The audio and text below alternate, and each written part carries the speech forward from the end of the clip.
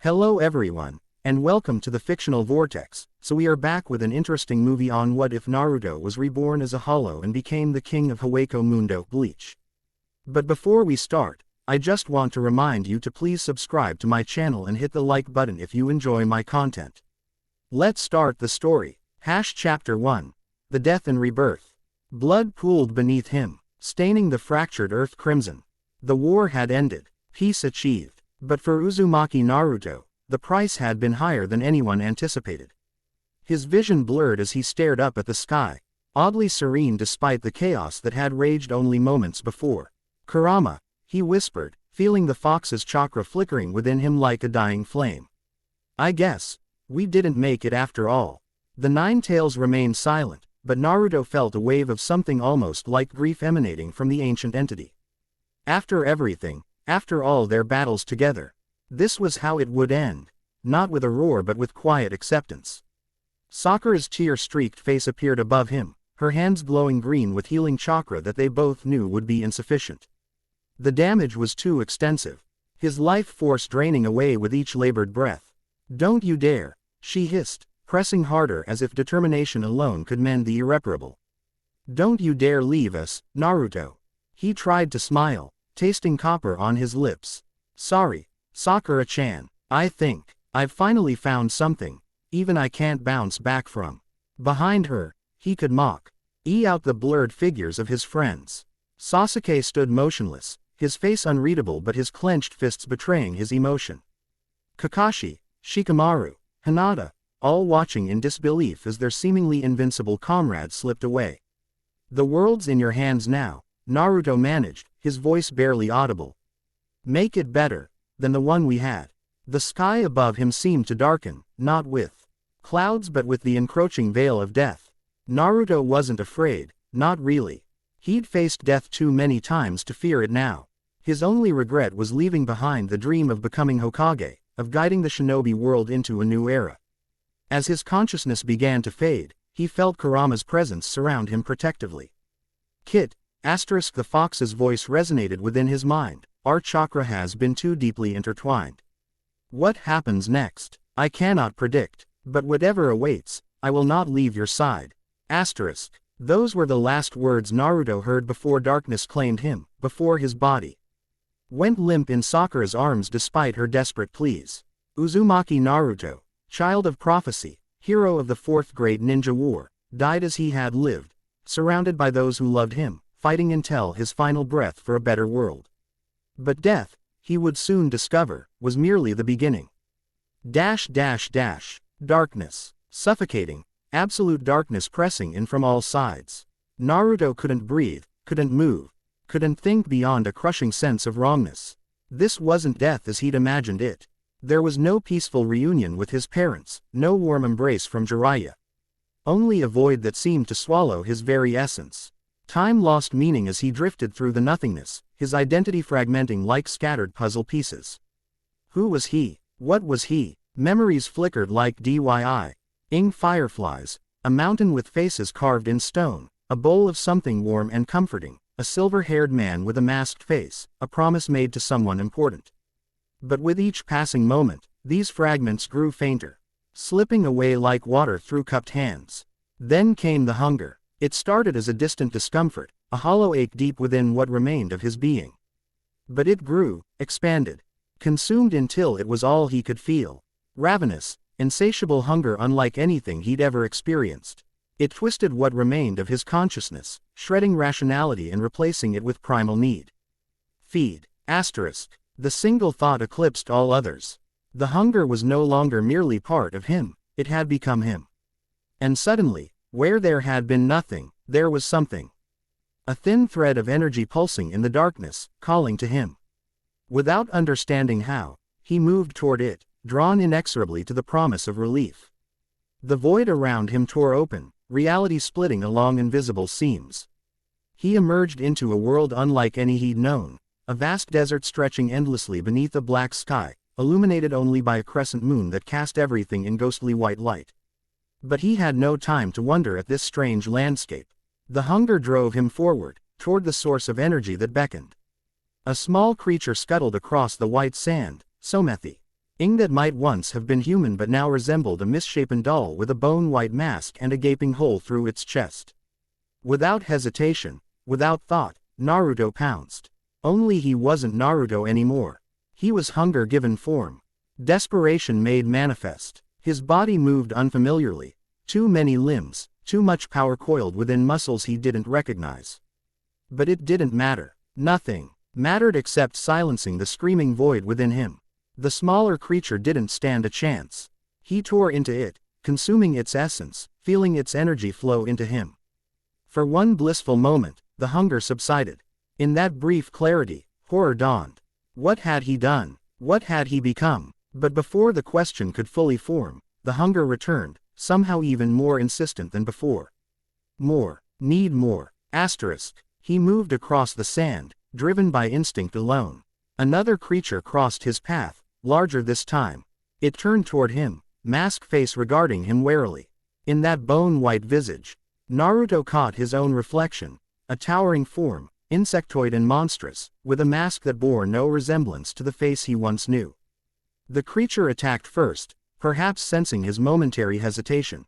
They collided in a flurry of claws and teeth, spiritual energy crackling around them. Naruto fought with pure animal ferocity, his movements guided by something deeper than thought. When it was over, when the other creature lay broken before him, he consumed it just as he had the first. And with each feeding, something strange happened. Tiny fragments of memory returned, like stars appearing one by one in a clearing sky. A name, a face, a feeling, not enough to rebuild his identity, but enough to know he had once been something other than hunger. Days passed, or perhaps it was weeks or months. Time held little meaning in this desert world of eternal night. He fought, he fed, he grew stronger. And slowly, painfully, he began to remember. Naruto. My name is Naruto. Asterisk. He thought came to him as he crouched atop a dune, surveying the barren landscape. It felt right in a way nothing else had since he'd arrived in this place. With the name came other memories, a village hidden among leaves. A dream to be acknowledged, friends who had become family. But these memories brought pain sharper than any hunger. Because whatever he was now, he was no longer the boy who had dreamed of becoming Hokage. His clawed hands dug into the sand as he struggled against the dual agonies of hunger and remembrance. Within the depths of his malformed body, something stirred. An energy separate from yet intertwined with his own. Familiar and ancient. Kurama. Asterisk. No answer came, but the energy pulsed in what felt almost like acknowledgement.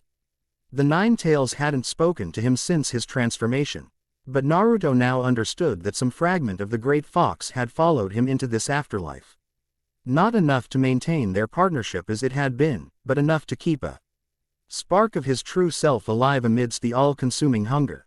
That realization changed something fundamental within him. The hunger remained, an inescapable aspect of his new existence, but it no longer defined him completely. He began to think beyond the next feeding, to wonder about this world and his place in it. Other creatures, hollows, he somehow knew they were called, roamed the desert, all driven by the same hunger that plagued him. Most attacked on sight, territorial and feral. But occasionally, he encountered ones that could speak, that retained enough of their former selves to communicate. You're different, one such hollow told him after they'd fought to a standstill, both too wounded to continue. It resembled a skeletal wolf with too many eyes blinking across its mask. Most new ones are mindless for decades. But you're aware already. I don't understand what's happening to me, Naruto admitted, his voice sounding wrong to his own ears, deeper, distorted by the mask he couldn't remove. The wolf hollow laughed, a chilling sound like bones rattling together. You died, that's what happened. And something in you was too strong to pass on properly. So here you are, a hollow like the rest of us. Doomed to hunger eternally unless you evolve or get purified by a Shinigami. Evolve. Eat enough of your fellow hollows and you might become something greater. Or you might lose yourself entirely. It's a gamble we all take. The creature's many eyes blinked in sequence. But I won't be part of your evolution, not today. It limped away, leaving Naruto alone with this new knowledge. Evolution through consumption. The concept sickened what remained of his human sensibilities, but the hollow part of him thrilled at the prospect of greater power, of potentially silencing the hunger. He wandered the endless desert, fighting when necessary, sometimes from hunger and sometimes in self-defense. With each victory, each feeding, his memories grew clearer. He remembered Konoha in greater detail, recalled faces and names and moments that had shaped him. The pain of these memories never lessened, but he clung to them nonetheless, determined not to lose himself entirely to the hunger. Then came the day when everything changed. He'd ventured into a new region of the vast desert, drawn by an unusual concentration of spiritual energy. The ground beneath Hai's feet changed from sand to a harder surface, and suddenly he was falling, plummeting through darkness toward an unseen destination below. He crashed into a forest floor, except the trees towered impossibly high, their white trunks disappearing into darkness above. Other hollows moved between these massive columns, some fleeing at his arrival, others turning toward him with predatory interest. Naruto had grown stronger in his time in the desert, his hollow form evolving subtly with each feeding. But he'd never seen so many of his kind gathered in one place. And there was something else, a pressure in the air, a sense of power that made his instincts scream warnings. From behind one of the massive trees emerged a hollow unlike any he'd encountered before. It stood tall as a building, a lumber-bearing giant with a mask that seemed almost simplistic compared to the varied forms of smaller hollows. Its hole, the mark of their kind, gaped wide in its chest, large enough for Naruto to walk through. Jillian whispered something within him, knowledge rising from some unknown source. This was a Manos Grande, one of the evolved hollows the wolf had mentioned. The massive creature noticed him, turning with ponderous slowness. It opened its mouth, gathering energy in a way that triggered a memory of jutsu being formed. Naruto leapt aside just as the crimson beam, Sero, the knowledge supplied, blasted through the space he'd occupied, obliterating several smaller hollows too slow to escape. The Jillian began to lumber toward him, each step shaking the forest floor. Naruto's first instinct as to flee, this creature dwarfed him in size and power. But something else rose within him, something familiar despite everything that had changed. He had never run from a fight that mattered. He would not start now. Naruto charged forward, moving faster than his awkward hollow form should have allowed. He leapt, claws extended, aiming for the giant's mask. The Jillian swatted at him with a massive hand, but Naruto twisted midair, avoiding the blow and landing on the creature's arm. He ran up the limb, feeling Kurama's energy surge within him, mixing with his hollow power in ways he couldn't fully comprehend. When he reached the Jillian's shoulder, he gathered this hybrid energy into what instinctively felt like a familiar shape. Rasengan. The word escaped him without thought, the first time he'd spoken his own language since arriving in this world. The spiraling sphere wasn't blue as it had once been, but crimson and black, pulsing with hollow energy. He drove it into the side of the Jillian's mask, feeling the bone-like material crack beneath the onslaught. The giant hollow roared, the sound deafening at such close range. Naruto pressed harder, pouring more power into his attack. The mask shattered, and the Jillian began to dissolve, its massive form collapsing in on itself. But instead of simply disappearing, its energy flowed into Naruto, a torrent of power so intense he screamed as it tore through him. His body couldn't contain it.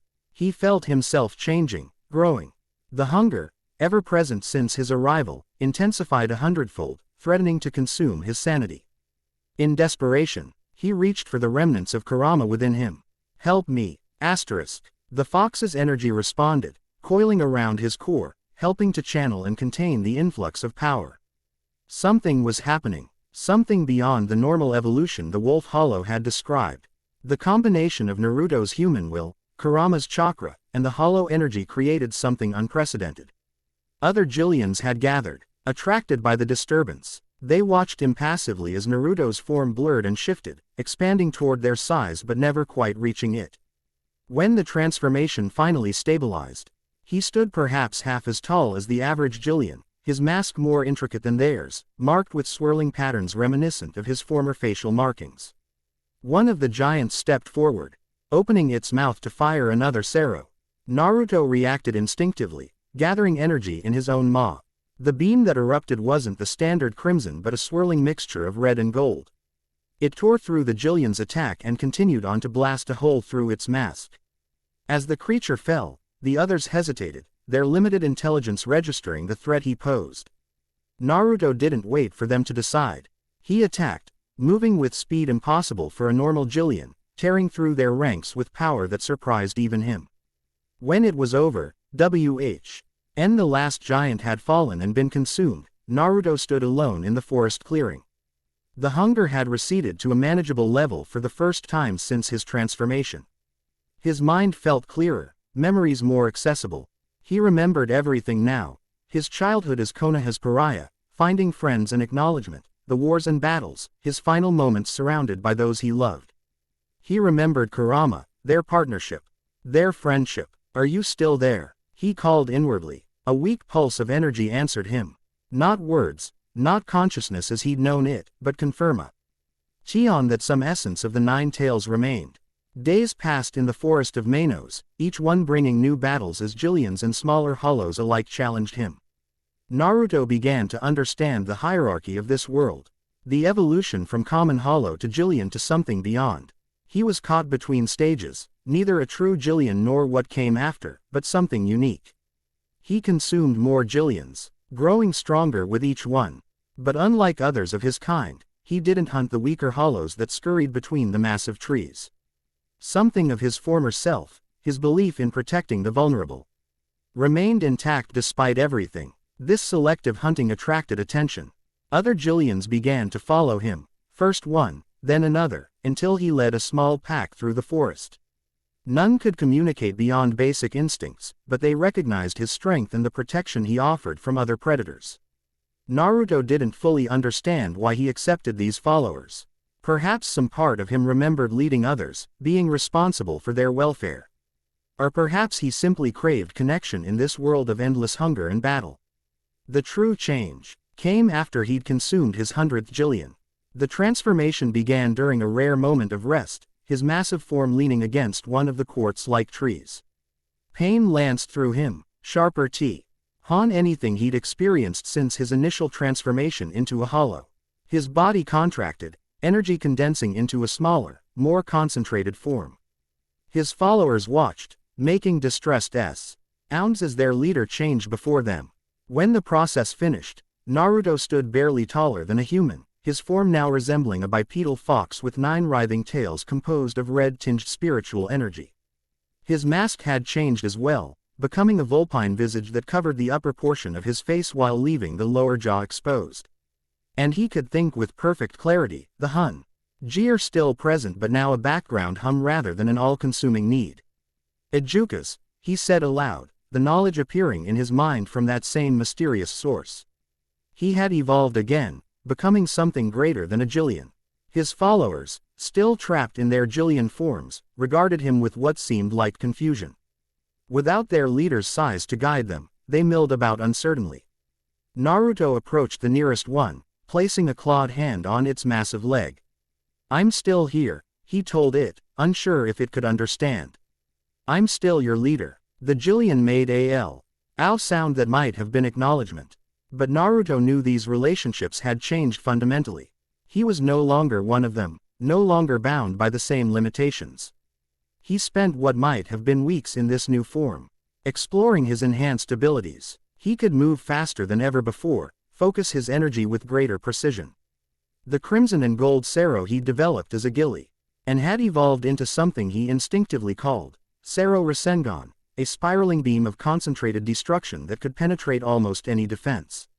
More importantly, he could now communicate with other evolved hollows he encountered. Most were suspicious or hostile, territorial in ways that reminded him of rival shinobi villages.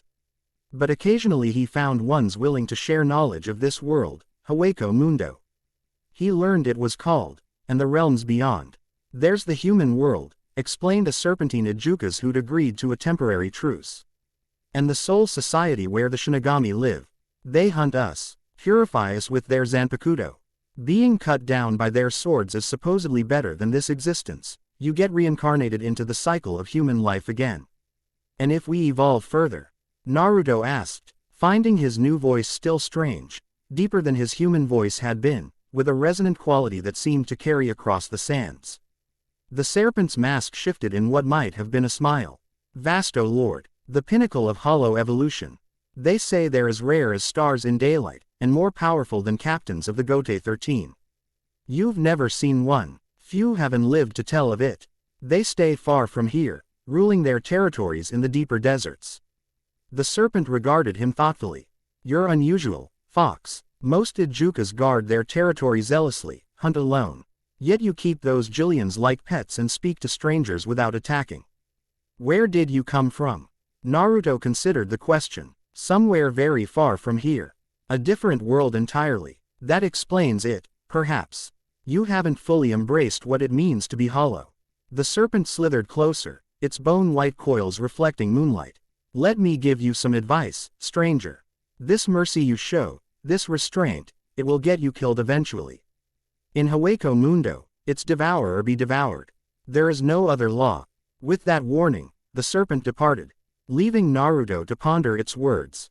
Was it right? Was his attempt to maintain his former values doomed to failure in this world of endless hunger? He looked at his Jillian followers, still awaiting his direction despite his changed form. They had evolved in their own way under his leadership, not physically, but behaviorally. They hunted together, protected one another, showed glimmers of intelligence beyond the typical mindlessness of their kind. No, he said aloud, decision made. I won't become just another predator. There has to be another way. His resolve was tested sooner than expected. He sensed the approaching threat before he saw it, a pressure in the air, a weight of spiritual energy that made even his Jillian followers grow restless. From over a distant dune came a party of hollows unlike any he'd encountered. They walked upright like humans, their masks broken to reveal partial faces underneath. Their holes remained, marking them as hollows despite their humanoid appearance. Each carried a weapon, swords mostly, though one brandished what looked like a spiked whip. Arrancar, Naruto whispered, the knowledge appearing in his mind as it had so many times before. These were hollows who had somehow removed their masks, gaining Shinigami-like powers in the process. Their leader, a tall figure with short blue hair and the remnants of a jawbone mask attached to his right cheek, stepped forward. His eyes, startlingly human compared to the masks Naruto was accustomed to, assessed the Ijukas and his Jillian entourage with obvious disdain. Well, what do we have here? The Arrancar's voice carried easily across the sand. A fox playing shepherd to a flock of mindless giants. How quaint. Naruto moved protectively in front of his followers. We want no trouble. This territory has plenty of room for all of us. The Arrancar laughed, the sound harsh and mocking. It speaks as if it has a choice. Listen, Fox, these lands belong to Lord Baragon now. The usurper Aizen has fallen, and the rightful king reclaims what is his. The names meant nothing to Naruto, but the threat was clear enough. Who rules where is none of my concern. We'll keep to ourselves. That's not how this works. The Arrancar drew his sword, a motion followed by his companions. Lord Baragon demands the loyalty of all hollows in his domain. Kneel and swear fealty, or be destroyed. Naruto's tails lashed behind him, spiritual energy crackling along their length. I kneel to no one. The Arrancar's smile widened, revealing teeth too sharp for a human mouth. I was hoping you'd say that. It's been too long since I had a proper challenge. He moved with blinding speed, covering the distance between them in an instant. His sword slashed downward in an arc meant to cleave Naruto from shoulder to hip. But the fox-formed Ijukas was no longer there, having moved with equal swiftness to the side. Naruto countered with a sweep of his tails, 3 of them lashing out like whips. The Arrancar blocked the first 2 with his blade, but the third caught him across the chest, tearing through his white jacket and drawing a line of blood. The Arrancar's companions started forward, but their leader raised a hand. Stay back. This one is mine. What followed was a battle unlike any Naruto had experienced in Hueco Mundo. The Arrancar fought with skill honed through countless conflicts. His swordplay refined and deadly. Naruto countered with the instinctive battle sense that had served him as a shinobi, adapted to his new form and abilities. They clashed across the sand, spiritual pressure rippling outward with each impact. The Jillians watched motionlessly, while the other arrancar observed with varying degrees of interest and bloodlust. "You're good, Fox," the blue-haired arrancar admitted after a particularly intense exchange left them both breathing heavily. "But you're still just an Ajukas. You haven't even begun to understand the power an arrancar wields." He held his sword horizontally before him. "Allow me to demonstrate." Slice. Tyretta. Spiritual energy exploded around him, momentarily obscuring his form. When it cleared, the arrancar had transformed. His arms had become blade-like appendages resembling a praying mantis's forelegs, and a segmented tail extended behind him, ending in a vicious stinger. "This is Resurrección," he announced, his voice distorted by the partial mask that had reformed over his mouth. The true power of an arrancar, combining the best aspects of Hollow and Shinigami. He attacked with renewed ferocity, his blade arms moving almost too fast to follow. Naruto dodged desperately, feeling one slash catch his shoulder, spiritual energy bleeding from the wound like luminous mist. This was bad. The arrancar had been holding back, and now Naruto faced power beyond what he'd prepared for. He needed something more, something to match this new threat. Within him, the remnant of Kurama stirred. For the first time since his transformation, Naruto felt the fox's energy rise not just as power but as presence. "Use it all." Came the faint but distinct thought.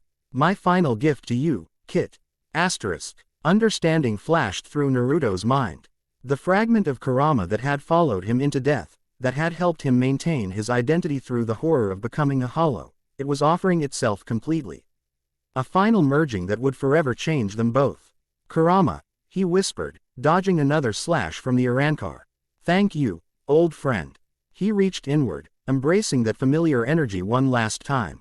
It flowed through him, not fighting his hollow nature but merging with it, creating something new. Power surged through Naruto's form, cracking his fox-shaped mask, restructuring his very being. The arrancar paused his assault, sensing the transformation occurring before him. "What is this? An Ijukas can't." His words cut off as spiritual pressure exploded outward, forcing even the powerful arrancar to take a step back. Sand whipped into a frenzy around Naruto, obscuring him momentarily from view. When it settled, something new stood in the Ajuchas's place. Naruto had changed again, but not into the expected Vasto Lord form. Instead, he stood upright in a form almost human, though still covered in white armor like bone over red-tinged skin. 9 tails of pure spiritual energy fanned out behind him, and his mask had receded to cover only the upper portion of his face, shaped like a fox's visage with red markings similar to those he'd borne in life. "Impossible," whispered the arrancar leader. "A self-made arrancar, without the Hogyoku." Naruto flexed his now humanoid hands, feeling the power coursing through them. Kurama was gone as a separate entity, completely merged with his being. But the fox's final gift had propelled him beyond normal evolution, into something between Vasto Lord and arrancar. "This ends now," Naruto said, his voice clearer than it had been since death. "Almost entirely human again. Leave us in peace, or I will show you what I'm truly capable of." The arrancar's eyes narrowed, calculation replacing shock. After a moment, he straightened and allowed his resurrección to fade, returning to his previous form. "Interesting. Very interesting." He sheathed his sword with deliberate slowness. "You've earned a reprieve, Fox. But Lord Barrigan will hear of you. Make no mistake. And who should I say made this generous offer?" Naruto asked, his tail swaying gently behind him. The arrancar smirked. "Arturo Platito, loyal servant to the one true king of Hueco Mundo. Remember the name, Fox. We'll meet again." With that, Arturo motioned to his companions, and the group departed across the sand, occasionally casting backward glances at the transformed Hollow and his Jillian entourage. When they had vanished over the horizon, Naruto finally allowed himself to examine his new form properly. His body resembled his human one in basic structure, though still clearly hollow with bone-white armor covering portions of his red-hued skin. The hole that marked all hollows was visible in the center of his chest, smaller than it had been in his previous forms. Most strikingly, he felt whole. The hunger remained, a fundamental aspect of hollow existence, but it no longer threatened to consume his identity. His memories of life were crystal clear now, every triumph and failure, every bond formed and broken, every lesson learned on his journey from scorned orphan to hero. One of his Jillian followers made a low, questioning sound. Naruto turned to the massive creature, seeing it through new eyes. These weren't just convenient allies or shields against threats. They were the beginning of something. In his human life, Naruto had dreamed of bringing peace to a world torn by conflict, of breaking the cycle of hatred that had claimed so many lives. That world was lost to him now, that dream unfulfilled. But perhaps here, in this harsh realm of eternal night, he could build something new. Things are going to change, he told the Jillian, knowing it couldn't fully understand yet but speaking anyway. His world doesn't have to be ruled solely by hunger and fear. We can be more than just monsters devouring each other endlessly. The Jillian tilted its massive head, its simple mind perhaps sensing conviction in its leader's voice if not the meaning behind the words. Naruto looked out across the endless desert of Hueco Mundo, feeling possibilities open before him. Arturo had mentioned a king, a power struggle, politics even in this realm of predators. There was more to this afterlife than he had imagined.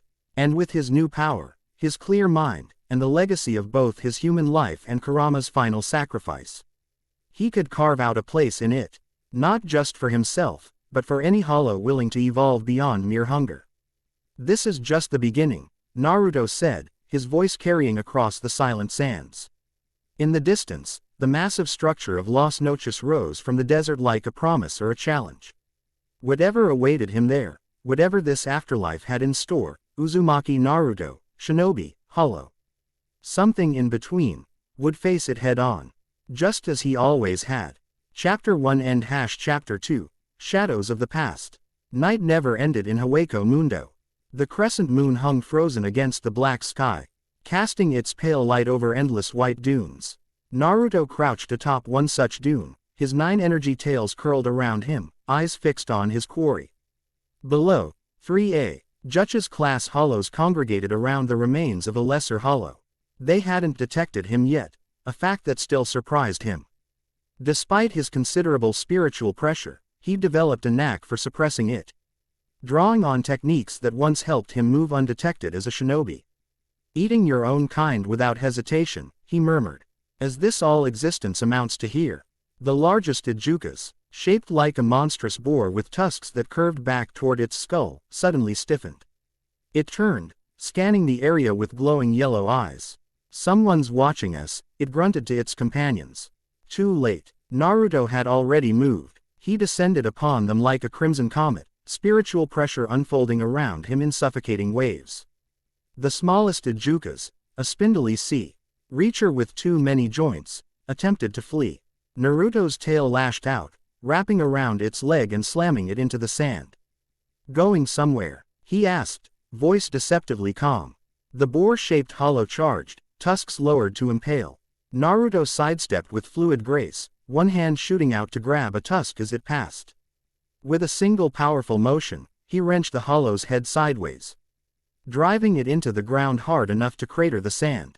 The third Ijukas, a winged serpent, launched itself skyward, opening its jaws to fire a Sero. Crimson energy gathered, aimed directly at Naruto's exposed back. Without turning, Naruto raised 3 fingers. A barrier of spiritual energy materialized, catching the Sero and absorbing it completely. The serpent hollow froze midair, shock evident even through its bone mask. That technique, it hissed. Impossible for a mere hollow. Naruto finally turned, green eyes glowing behind his fox-shaped mask fragment. I've never been mere anything. He vanished in a burst of sonido, reappearing directly behind the flying serpent. Before it could react, he placed his palm against its back. Sero. The point-blank blast tore through the Ijukas, vaporizing it instantly. Naruto landed softly beside the struggling boar hollow, which was trying to extract itself from the sand. What are you? It grunted, fear evident in its voice. Still trying to figure that out. Naruto replied honestly. He knelt beside the trapped hollow. I'm going to consume you now. But I want information first. I'll tell you nothing, fox face. Naruto's expression didn't change, but one of his tails pressed against the boar's mask, applying just enough pressure to start a hairline crack. Wrong answer. I'm looking for a hollow calling itself Baragon. Calls himself the king of Hueco Mundo. The boar's struggles ceased immediately. Lord Barrigan, you seek death, stranger. None challenge the king and live. Not looking to challenge anyone. Just gathering information. Naruto eased the pressure slightly. Where can I find him? Las Noches, the boar replied, resignation in its voice. The great palace. But it's in chaos now, Lord. Aizen's defeat left everything in disorder. Different factions fight for control. Lord Barrigan reclaims what was once his. Aizen. That name keeps coming up. Who was he? The boar's yellow eyes widened. How can you not know? Sosuke Aizen, the Shinigami who became our god, who promised to remake the world. He gathered the strongest arrancar as his espada, built an army to challenge Soul Society itself. And he lost. Naruto concluded. Defeated, they say, imprisoned by Soul Society, his followers scattered or killed. The boar's voice lowered. Las Noches stands empty at its heart now, while the remnants of his forces and those loyal to Lord Barrigan battle for supremacy. Naruto absorbed this information silently. Politics, power struggles, armies, this afterlife was more complicated than he'd initially realized. And the Shinigami, did they come here often? They did not dare, not until Lord Aizen fell. Now they send patrols occasionally, hunting the stronger among us. The boar's eyes narrowed. Are you finished with your questions? If I am to be consumed, let it be done. Something about the resignation in the hollow's voice struck Naruto. In its own way, this creature. He was following the only path available to it, the endless cycle of consumption and survival that defined Hueco Mundo. Could he really condemn it for that? The hunger within him disagreed, demanding satisfaction. Since evolving to his current form, the hunger had become manageable but never disappeared. It whispered constantly, urging him to devour, to grow stronger, to evolve further. I've changed my mind, Naruto said abruptly. Stepping back. Go. The boar hollow stared at him, incomprehension evident in its glowing eyes. What trickery is this? No trick. You've told me what I needed to know. Naruto gestured toward the horizon. Go. Find a different hunting ground. And if you're smart, stay away from Las Noches and its politics. Hesitantly, the boar extracted itself from the sand, keeping its eyes fixed on Naruto as if expecting an attack at any moment. When none came, it backed away several steps before turning to flee across the dunes. Naruto watched it go, ignoring the protest of hunger within him. The spindly hollow still lay trapped by his tail, having witnessed the entire exchange in terrified silence. As for you, Naruto said, turning his attention to the remaining Ajukas. Please, it chittered, voice high and grating. I have information too, valuable secrets. I'm sure you do. Naruto's tail tightened. But I've made a decision about my path here, and unfortunately for you, I still need to feed. The spindly hollow's scream was cut short as Naruto's spiritual pressure engulfed it. Moments later, nothing remained but dissipating spiritual particles that flowed into Naruto's form, strengthening him incrementally. As the energy settled within him, Naruto closed his eyes, wrestling with conflicting emotions. The part of him that remained and recoiled at what he'd just done, consumed a sentient being to further his own power. Yet the hollow part of him accepted this as necessary, unavoidable. Is this what I am now? He whispered to the empty desert. A predator with a conscience. No answer came except the soft hiss of sand carried by the perpetual night breeze. Naruto began walking, his destination the massive structure visible on the horizon, Las Noches. Where perhaps answers awaited. Memory struck without warning. Vivid, disorienting flashes from a life that seemed increasingly distant. Standing before pain, the man who had destroyed Konoha, killed Jiraiya. Hurt so many precious people. How can you face hatred in the world? What is your answer? Pain asked. His own voice, younger yet resolute. I don't know. But I believe in what Pervy Sage believed in. If there's such a thing as peace, I'll find it. Naruto stumbled mid-stride, nearly falling to one knee as the memory faded. These episodes had become more frequent since his transformation to his current form, sharp, clear recollections triggered by something as simple as a thought or sensation. Peace, he said aloud, testing the word. I was searching for peace. And now, What was he searching for in this realm of eternal hunger and conflict? Evolution, power, purpose. The journey across the desert continued for what might have been days. Ime remained difficult to judge in Hueco Mundo's unchanging environment. Naruto encountered other hollows occasionally, most fleeing at his approach, sensing the difference in power. Those foolish enough to attack provided sustenance, though he found himself increasingly selective about which ones he consumed. The stronger the hollow, the more it contributed to his growth. But also, he realized, the more likely it possessed intelligence, memories, perhaps even values beyond mere survival. He began targeting only those that attacked first or those he observed preying on significantly weaker hollows. A moral code developing in a realm where morality seemed meaningless. Perhaps that, too, was part of who Uzumaki Naruto remained despite everything. Las Noches grew larger on the horizon, its massive white walls extending far beyond what seemed structurally possible. According to the information he'd gathered, it housed the remnants of Aizen's army, Baragon's loyalists, and perhaps other factions vying for control. Naruto had no interest in their power struggles, but the palace represented the center of Hueco Mundo's civilization, such as it was. If answers existed about his unique condition, the merger of shinobi soul, Nine Tails chakra, and hollow nature, they would likely be found there. A flicker of movement caught his attention, something fast approaching from his left. Naruto dropped into a defensive stance, tails spreading behind him in preparation for combat. Peace, stranger, I mean no harm. The voice belonged to a female figure that materialized from a burst of sonido, landing gracefully several yards away. Her appearance startled Naruto. She seemed almost entirely human, with flowing green hair and a cracked mask remnant resembling a horned skull atop her head. Her eyes, however, held the preternatural glow common to all hollows. Most striking was the mark on her back, visible as she turned slightly, a tattoo of the number 3, that seemed to hold significance. "You're an arrancar," Naruto observed, maintaining his guard. She nodded, studying him with open curiosity. "And you are something unusual. Not quite arrancar, not quite Vasto Lord. I've been watching you for some time." "That's not creepy at all," Naruto replied dryly, though he relaxed his stance slightly. "You have me at a disadvantage. You know what I am, but I don't know who you are." A smile touched her lips.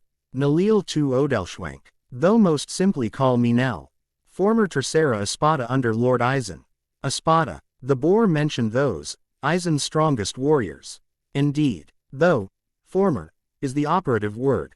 Nell's expression grew somber. Much has changed since Aizen-sama's defeat. Naruto considered the arrancar before him. She projected no hostility, and if she'd been watching him as she claimed, she could have attacked at any vulnerable moment. Something about her demeanor reminded him of people he'd known in life, those who carried power without flaunting it, wisdom without arrogance. "I'm Naruto," he offered. "Uzumaki Naruto." "A pleasure, Naruto-san." Nell inclined her head slightly.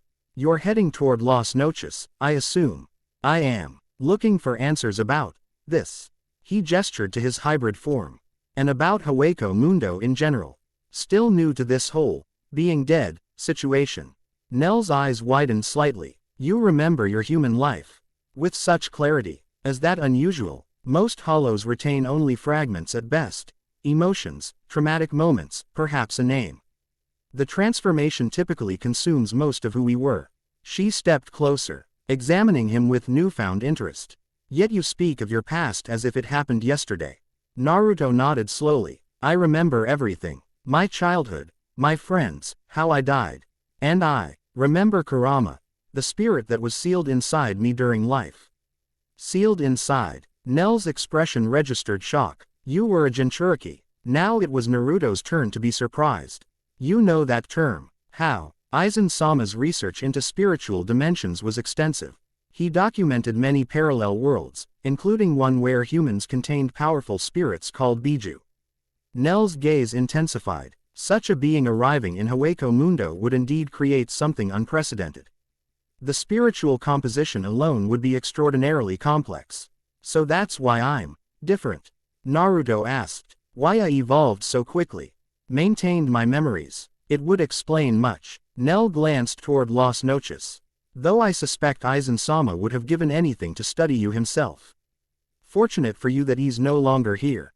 Quote, the casual statement sent a chill through Naruto. He would have experimented on me. Without hesitation. Nell's voice contained no judgment, merely stating fact. Hollows were tools to him. Powerful tools to be respected, but tools nonetheless. Naruto processed this information silently. Then, you speak of him almost fondly, despite that. Perspective changes with time. He gave many of us purpose beyond endless hunger, identity beyond the masks we wore.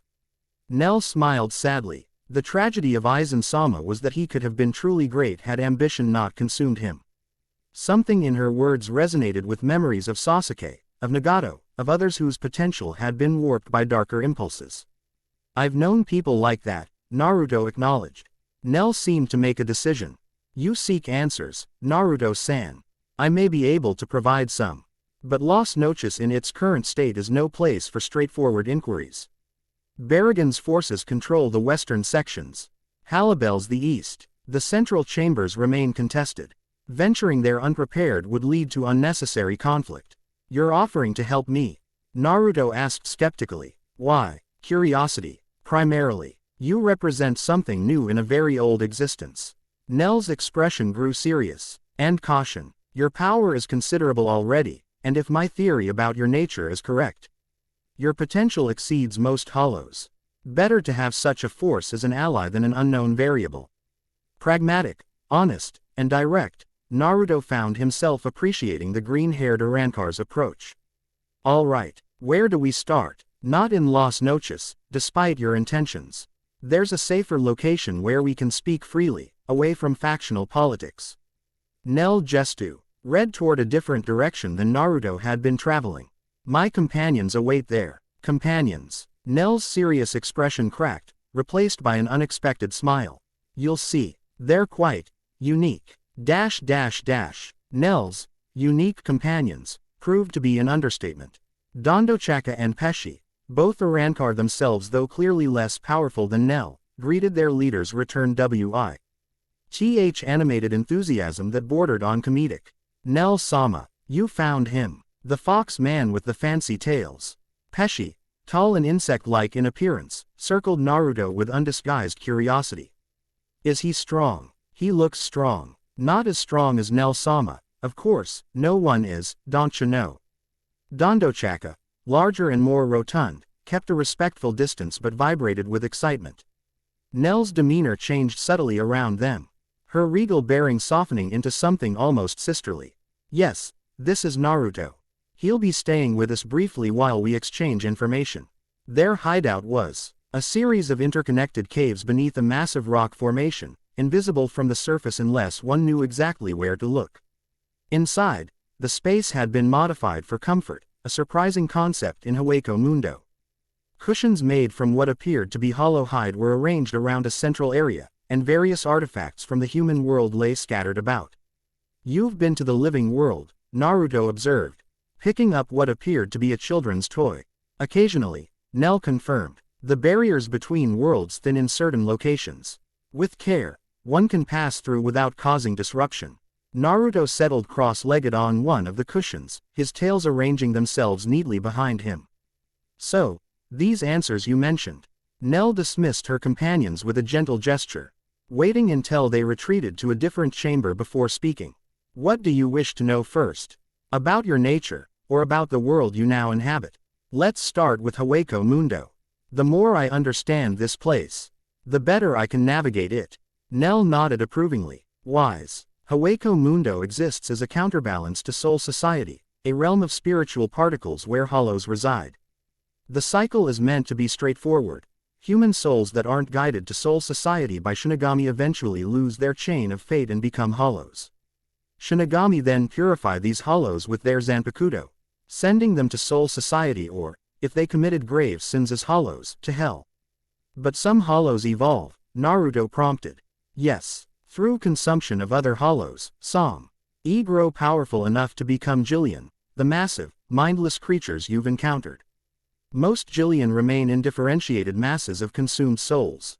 Rarely, one soul maintains dominance, Aloe, ing the Jillian to evolve further to Ajukas. Nell gestured toward Naruto. From there, the rarest and strongest may become Vasto Lord, the most powerful and human-like hollow form. Naruto processed this information, comparing it to his own rapid evolution. And arrancar, how does that transformation occur? Naturally, it's extraordinarily rare, a hollow removing its own mask to gain Shinigami-like powers. Aizen-sama accelerated and controlled this process using an artifact called the Hogyoku. Nell touched the mask remnant on her head. We were his army, with the Espada as the 10 strongest, ranked by number. You were the 3rd strongest, Naruto recalled, remembering the tattoo on her back. Nell's expression clouded. I was, until politics and betrayal intervened. She shook her head. But that's a story for another time. And now, with Aizen defeated, chaos. Baragon, a Vasto Lord who ruled Hueco Mundo before Aizen arrived, attempts to reclaim his throne. Cheer Halibel, the former Tercera after me, protects her territory and followers. Lesser arrancar form factions, forge alliances, break them just as quickly. Nell's voice carried resignation. The strong consume the weak. The cycle continues. Just like the shinobi world, Naruto murmured, memories surfacing again. Standing before the 5 cage, pleading for unity against a common threat. The only way to stop the cycle of hatred is to understand one another. The recollection faded, leaving Naruto momentarily disoriented. Nell watched him with evident concern.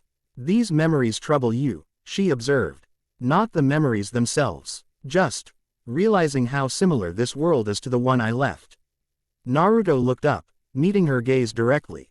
Always fighting, always consuming. I thought death might be different. And yet, you resist the hunger better than any hollow I've observed.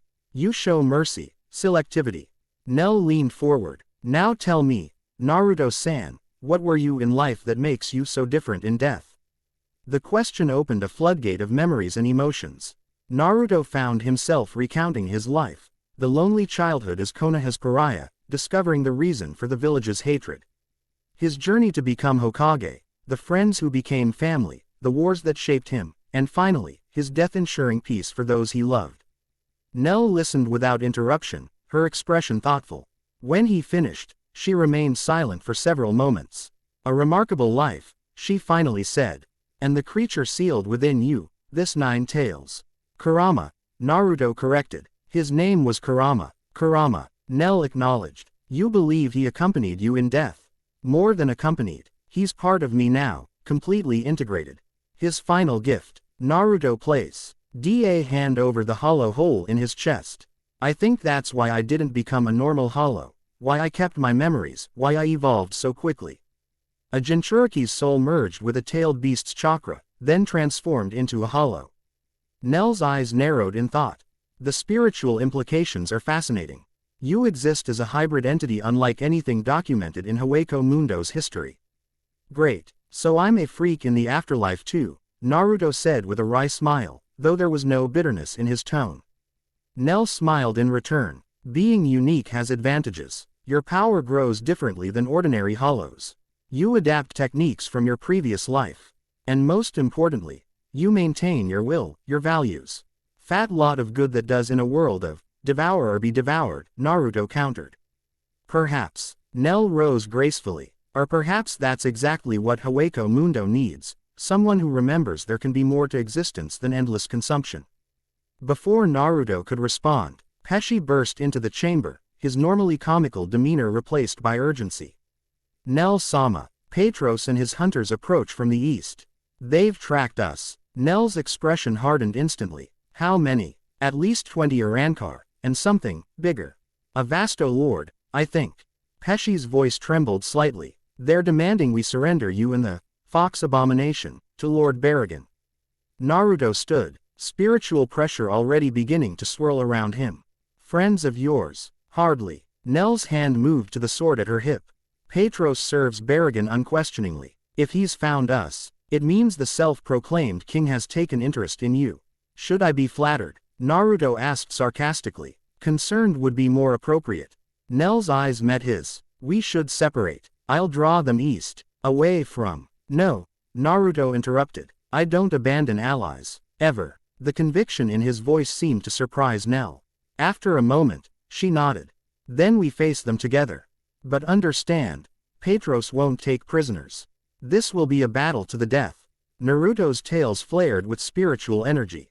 Nothing new there. Let's go. The approaching hollow force had surrounded the rock formation, cutting off conventional escape routes.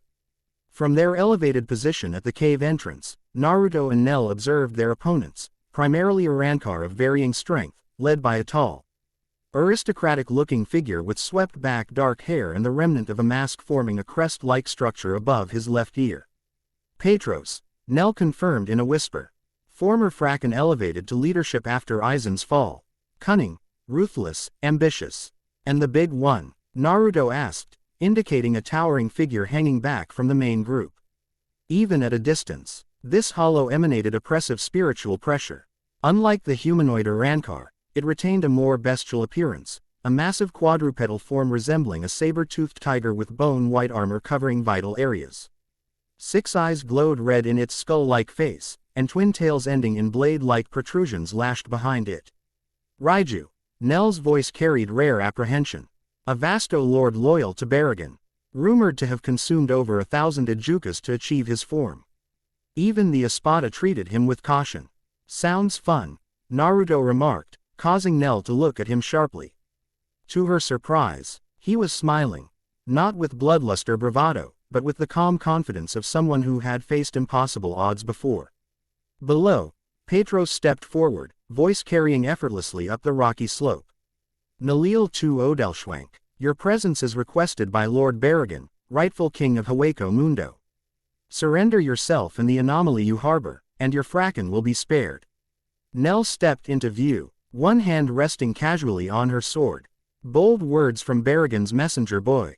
Has he grown so afraid that he sends 20 hunters after one fallen Espada?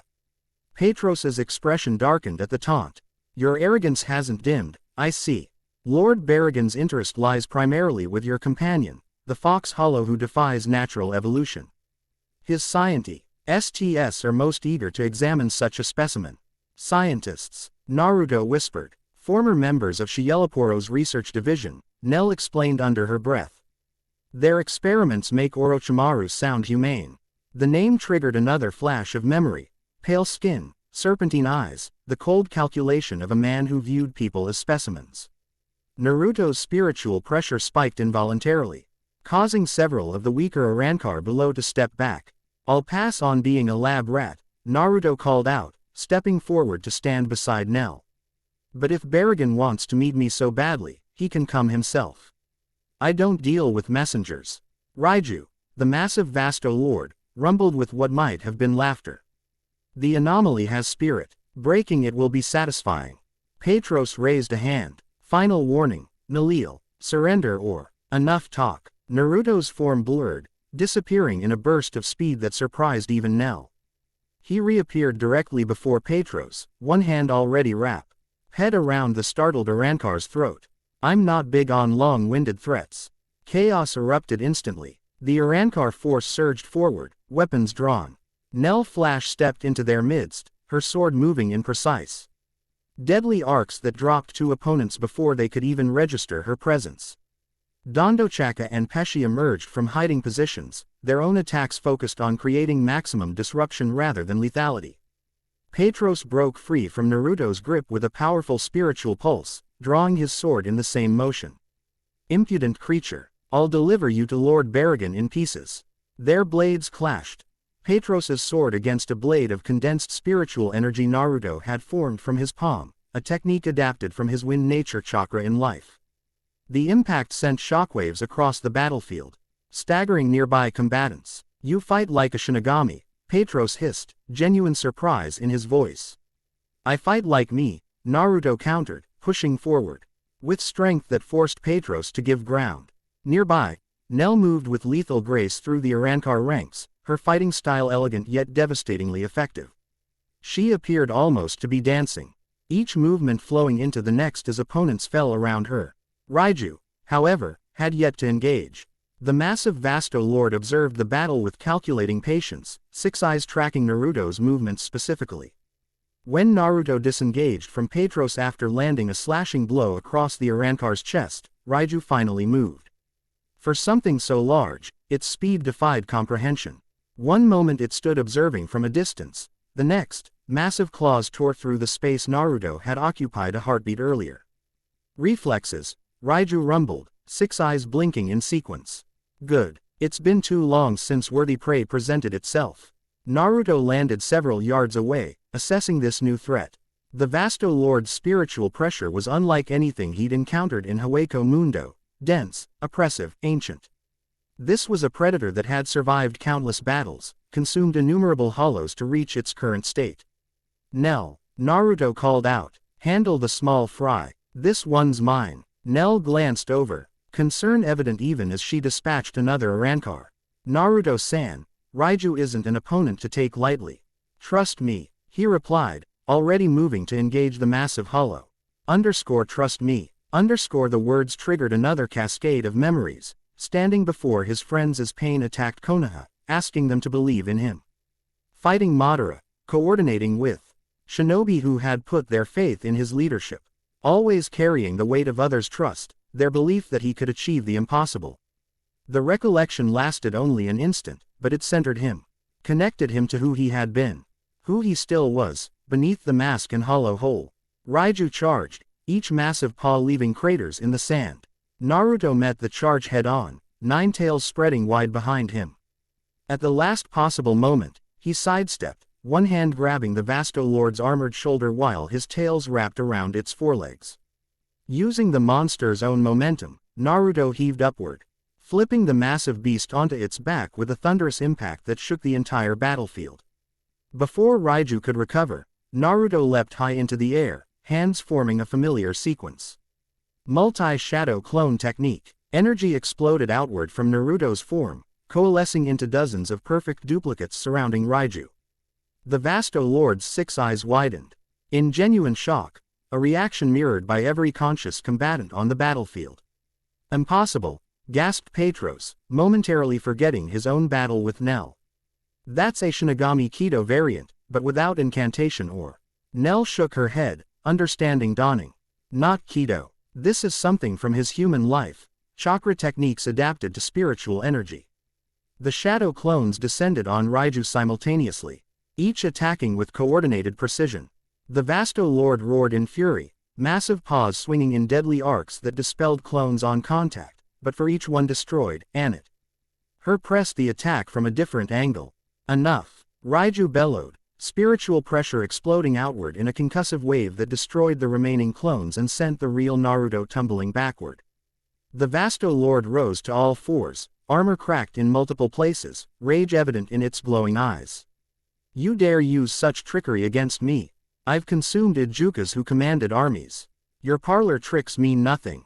It opened its maw wide, gathering crimson-black energy for a Sero of devastating proportions.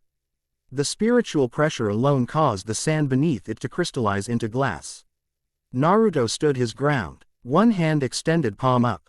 Swirling energy gathered there, initially resembling his old Rasengan but quickly evolving into something new, a spiraling sphere of low spiritual energy mixed with what remained of his chakra nature. This is no trick, Naruto said calmly. This is who I am. Who I've always been. Raiu fired its Sero, a massive beam that tore through the air directly toward Naruto. At the same instant, Naruto lunged forward, the spiraling sphere in his palm meeting the oncoming blast head-on. For one breathless moment, the two techniques battled for supremacy. Crimson energy washing around Naruto's form as his spiraling sphere bored into the heart of the Sero. Then, with a sound like reality tearing, Naruto's technique cut through, dispersing the Sero completely. He continued forward, unstoppable, driving the sphere directly into Raiju's bone mask.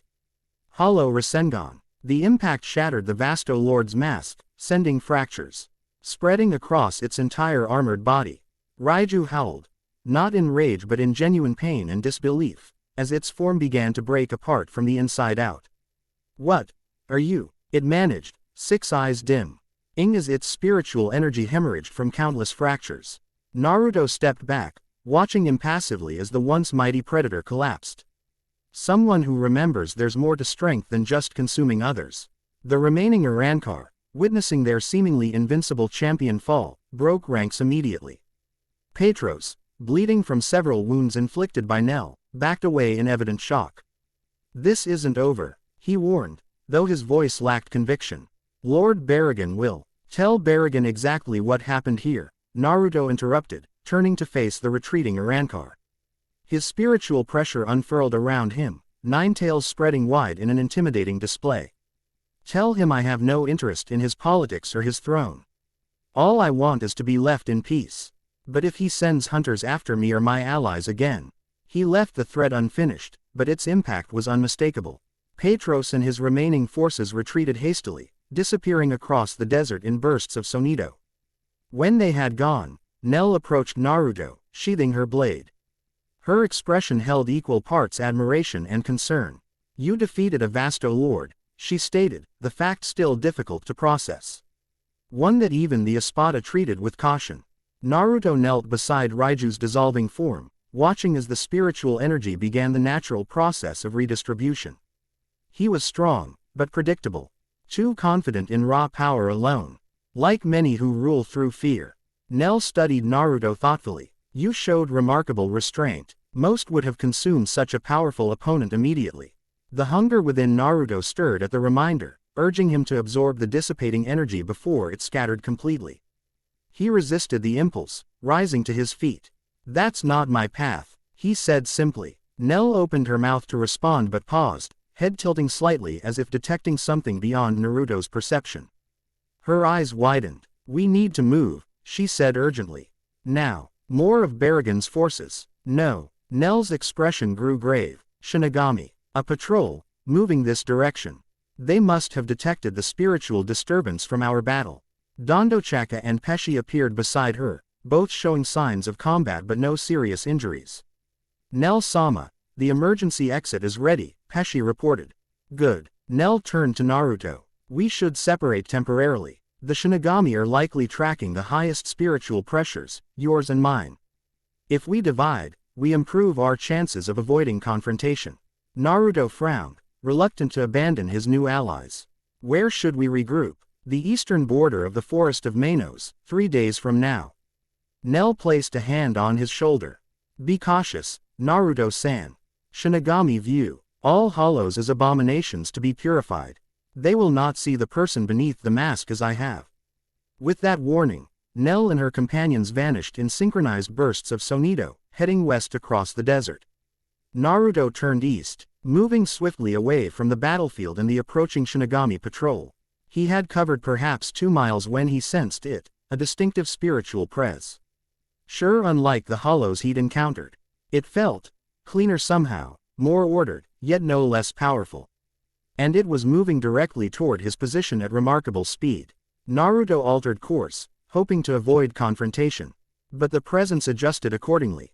Whatever it was, it had locked onto his spiritual signature and was pursuing deliberately.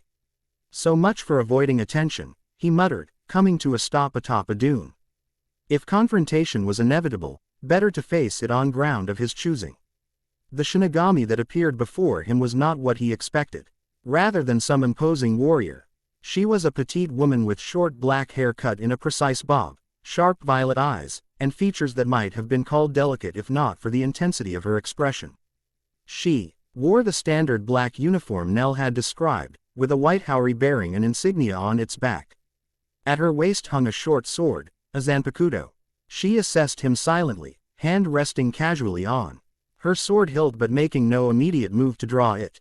When she spoke, her voice was surprisingly melodic despite its businesslike tone. "Identify yourself, Hollow." Naruto considered his options. Nell had warned that Shinigami viewed hollows as enemies to be purified without exception. Yet this one had approached alone and hadn't attacked immediately despite his obvious power. "My name is Uzumaki Naruto," he replied. Deciding honesty was the best approach. "And you are?" Surprise flickered across her features. Clearly she hadn't expected a civil response. "Lieutenant Aiko Nakamura, 2nd Division of the Gote 13. I'll ask you once more, what are you?" "My sensors indicate arrancar, but your spiritual signature contains anomalies." "That seems to be what everyone says," Naruto responded dryly. I'm still figuring it out myself. Aiko's eyes narrowed. You don't resemble any of Aizen's documented arrancar. Are you a new evolution? Another of Barrigan's experiments? Neither. I'm just me. Naruto spread his hands in a gesture of non-aggression. Look, I have no quarrel with you or Soul Society. I'm just trying to understand this world I've found myself in. A hollow with no quarrel with Shinigami. Aiko's voice carried open skepticism. Next you'll claim you have no hunger for souls. I didn't say that, Naruto admitted. The hunger exists, but I choose how to respond to it. Something in his words caused Aiko to reassess him, her gaze becoming more analytical. Choice implies consciousness beyond instinct. Most hollows are driven primarily by hunger and base emotion. I'm not most hollows, evidently. Aiko took a single step closer, spiritual pressure focused and controlled around her. The massive spiritual disturbance we detected, was that you're doing. Naruto saw little benefit in lying. Partially. Barrigan's forces attacked me and an ally. We defended ourselves. An ally. The fallen Espada, Nalil to Odelschwenk, perhaps. At Naruto's surprised expression, Aiko's mouth curved in the ghost of a smile. Intelligence is the second division's specialty. We've tracked Nell's movements sporadically since Aizen's fall. She's considered less problematic than other Espada. She helped me understand this world, Naruto said. I owe her. A hollow with a sense of loyalty. Aiko shook her head slightly. Fascinating. The conversation developed in a direction Naruto hadn't anticipated. This Shinigami seemed more interested in understanding him than purifying him immediately. It presented an opportunity. Lieutenant Nakamura, he began carefully. You seem different from what I expected of Shinigami. How so? You're talking to me rather than trying to cut me down on sight. Nell gave me the impression that wasn't standard procedure. Aiko's expression remained neutral, but something flickered behind her eyes. Standard procedure is indeed to purify hollows without hesitation. However, my division specializes in intelligence gathering. Understanding anomalies sometimes takes precedence over immediate purification. So I'm being interrogated, Naruto concluded. Let's call it a preliminary assessment. Aiko's hand hadn't moved from her sword hilt. Your spiritual pressure is unlike anything in our records. You defeated a documented Vasto Lord with minimal apparent effort. You speak with clear intelligence and memory retention unusual for any class of hollow. These factors warrant investigation before action. Naruto sensed the unspoken, for now, at the end of her statement. Whatever curiosity had stayed, her blade temporarily wouldn't protect him indefinitely. And when your investigation is complete? He asked directly. That depends on what I discover. Aiko's violet eyes locked with his. Soul Society maintains balance between worlds. Threats to that balance are eliminated. And am I a threat, Lieutenant? The question hung between them, unexpectedly heavy. After a moment, Aiko replied with surprising candor. I don't know yet, but I intend to find out. Before Naruto could respond, both of them tensed, sensing new presences approaching rapidly. More Shinigami, at least 5 based on the spiritual signatures. Your backup? Naruto asked, subtly shifting his stance. Aiko's expression tightened. Not exactly. I was sent alone specifically to avoid alerting the subject of investigation, standard 2nd Division protocol. This is 11th Division, combat specialists. Let me guess, less interested in talking than you are. Significantly, Aiko's hand finally moved from her sword hilt, though not to draw the blade. Instead, she gestured sharply. Go, east, quickly. I'll report that you fled before I could engage. Naruto blinked in surprise. You're letting me go. Why? Because my investigation is incomplete, she replied smoothly. And because the 11th Division is notoriously uninterested in subtlety or intelligence gathering. They'll destroy valuable data. He recognized the practical explanation for what it was, a professional justification masking a more personal decision. This Shinigami, for whatever reason, had chosen to give him a chance. Thank you, Lieutenant Nakamura. Naruto said sincerely. Aiko's expression remained impassive. Don't thank me yet, Uzumaki Naruto. We will meet again, and next time, I may arrive at a different conclusion about the threat you pose. Naruto nodded once in acknowledgement before disappearing in a burst of sonido, heading east as instructed. Behind him, he sensed Aiko adjusting her spiritual pressure to mask the brief interaction. preparing to meet her approaching colleagues with a carefully constructed report of a hollow that had evaded detection. An unlikely ally, or at least, not an immediate enemy, in an unexpected place. As Naruto moved swiftly across the desert, he reflected that perhaps that had always been his greatest strength, finding common ground with those he should, by all logic, oppose. The memory of another unlikely friendship, a boy with hatred in his eyes and vengeance in his heart, transformed through persistence and understanding, rose unbidden. You never gave up on me, even when everyone else did. Sasuke's voice, reluctant admiration underlying the words. That's my ninja way, he had replied. I don't give up on people I care about. The desert of Hueco Mundo stretched endlessly before him. White sand reflecting the eternal crescent moon. Naruto increased his pace, tails streaming behind him like banners. Perhaps death had changed him in many ways, made his very nature into something neither human nor hollow entirely. But his core, the part that believed in connections between people, in understanding over conflict, in protecting those weaker than himself, remained unaltered. And if he could maintain that core in a world defined by endless consumption, perhaps he could change this afterlife, just as he had sought to change the world of the living. The hunger within him stirred, a constant reminder of his new nature. But alongside it now burned something else, purpose. A path forward that was uniquely his own. And for the first time since awakening in this world of eternal night, Uzumaki Naruto felt truly alive. Chapter 2 and Chapter 3, Breaking the Mask. Solitude had never suited Uzumaki Naruto. In life, he had craved companionship, surrounding himself with precious people who gradually filled the void left by his lonely childhood. Yet here, seated cross-legged atop the highest dune in a featureless expanse of Hueco Mundo's desert, he found himself seeking isolation. 3 days had passed since his encounter with Lieutenant Nakamura. 3 days of constant movement, avoiding both Shinigami patrols and Baragon's hunters. While making his way toward the rendezvous point Nell had indicated, with half a day's journey still ahead, Naruto had stopped, compelled by an instinct he couldn't fully articulate. Something was changing within him. The hunger, that constant, gnawing presence since his transformation, had shifted. No longer did it demand indiscriminate consumption. Instead, it had focused, crystallized into a yearning for evolution. His body, this hybrid form of hollow and whatever remained of his human soul, had reached its limits. To progress further required not more power, but transformation.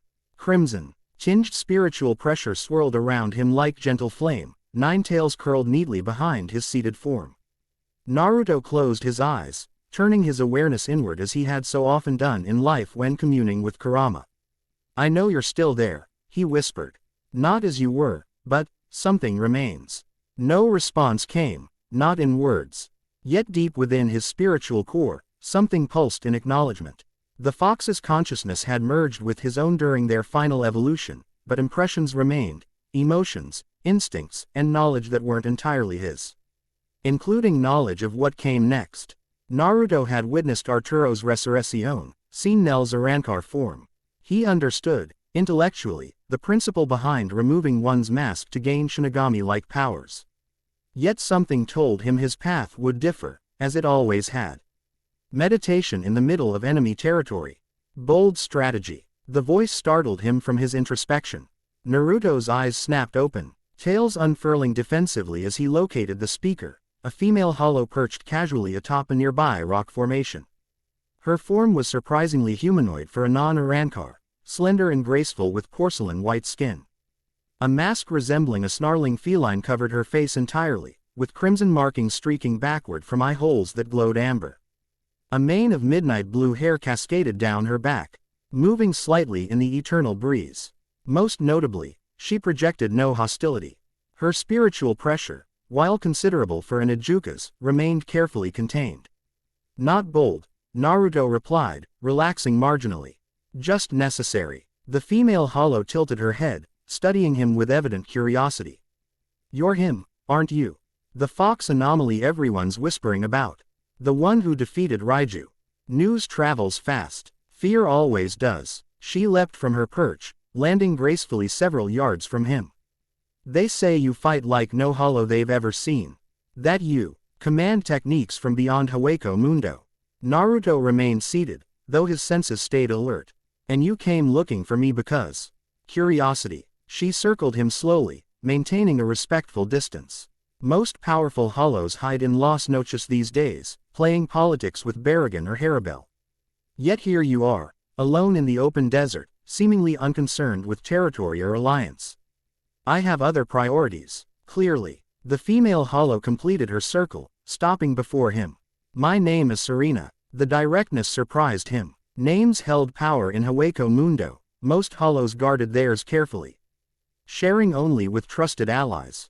This Serena either possessed remarkable confidence or questionable judgment. Naruto, he offered in return. Though you apparently already knew that, I make it my business to know things. Serena sank into a cross-legged position mirroring his own, her movements fluid and deliberate. Knowledge is survival in Hueco Mundo, especially for those of us who walk alone. Quote, something in her words resonated with him, a familiar loneliness beneath the confident exterior. You don't have a faction. I had one, once. Her mask revealed nothing, but her voice carried a weight of experience. I served under Aizen as a numero, not important enough for an Espada title, but skilled enough to earn a name and rank. When he fell, when everything collapsed, she left the sentence unfinished, but Naruto understood.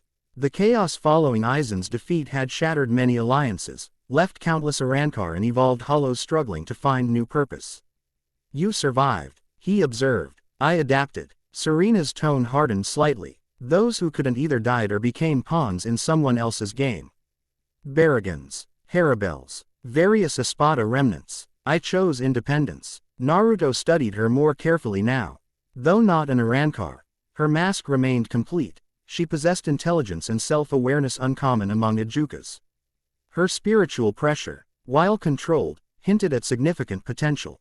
Why approach me? He asked directly. If independence is your priority, contacting the Fox anomaly, everyone's hunting seems counterproductive.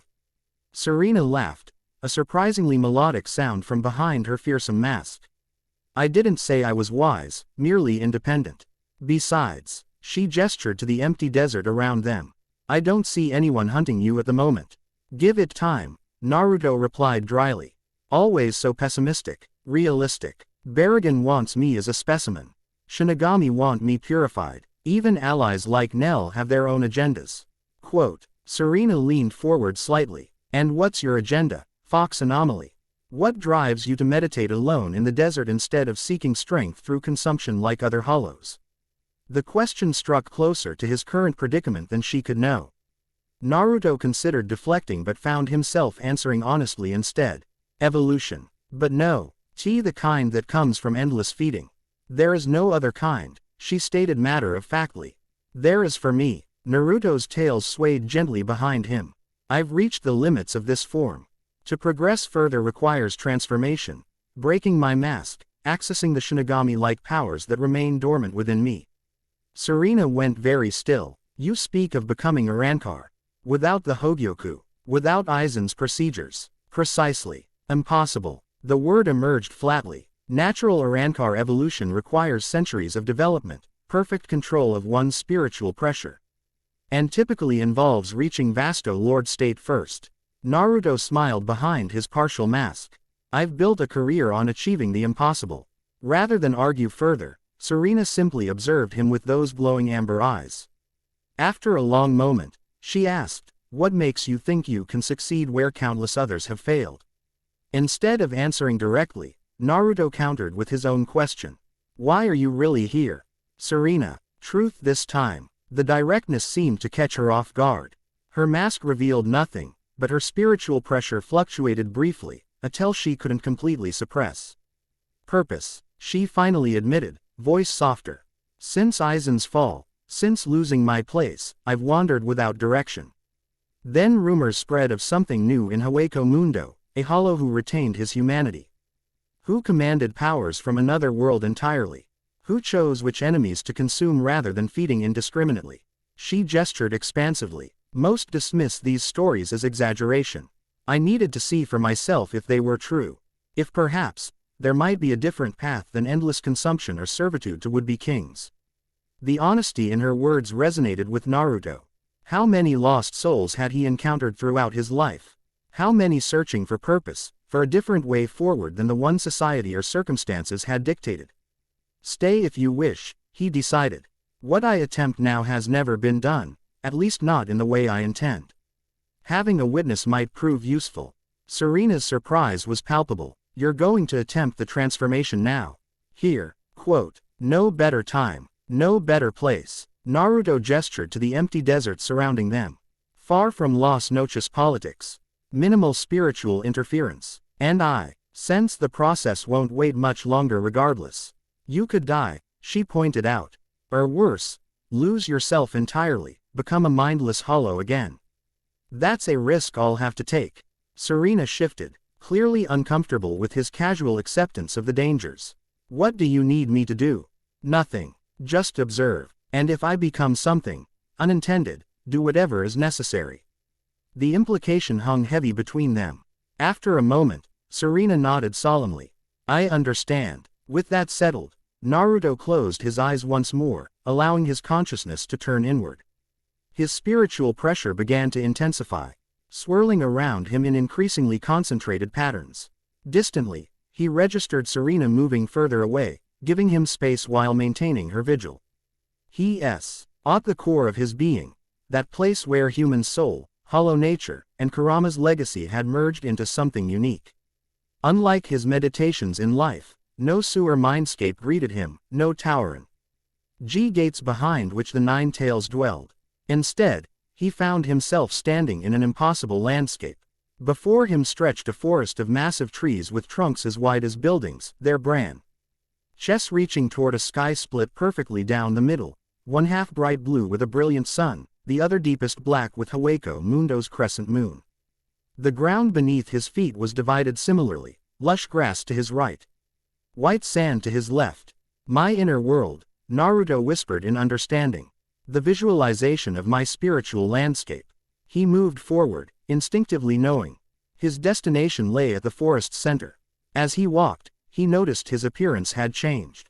Within this mindscape, he appeared as he had in life. Human, dressed in his familiar orange and black attire. No mask fragment or hollow hole visible. The forest seemed to respond to his presence, branches swaying despite the absence of wind. Leaves of vivid green intermingled with crystalline white ONES that resembled Hueco Mundo's quartz-like vegetation. The dual nature of the environment reflected his own hybrid existence, neither fully hollow nor entirely his former self. At the heart of the forest stood a massive tree dwarfing all others. Its trunk split at the base, growing as two intertwined entities before merging again higher up. One half resembled a normal tree with bark and leaves. The other appeared composed of bone-white material similar to a hollow's mask.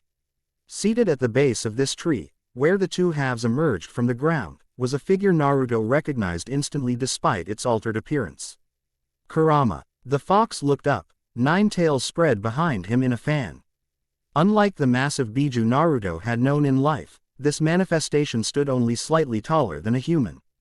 Its form semi-transparent and composed of swirling spiritual energy. Red fur faded to golden at the extremities, and the malevolent expression Naruto had first encountered years ago was placed by something closer to weary wisdom. Not exactly, the entity replied, its voice echoing strangely.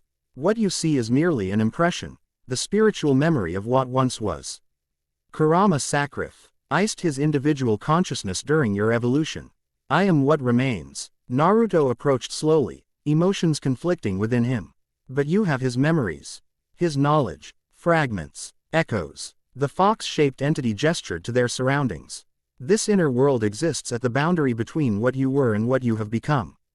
Neither fully human mindscape nor hollow void, but something unique. Just as you are unique. I need to evolve further, Naruto stated, coming directly to the point.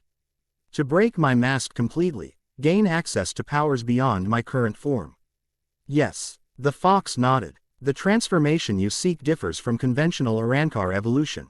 Your soul, our soul now, contains elements foreign to this reality. Shinobi chakra, Biju energy, human will, hollow nature. all existing simultaneously in delicate balance.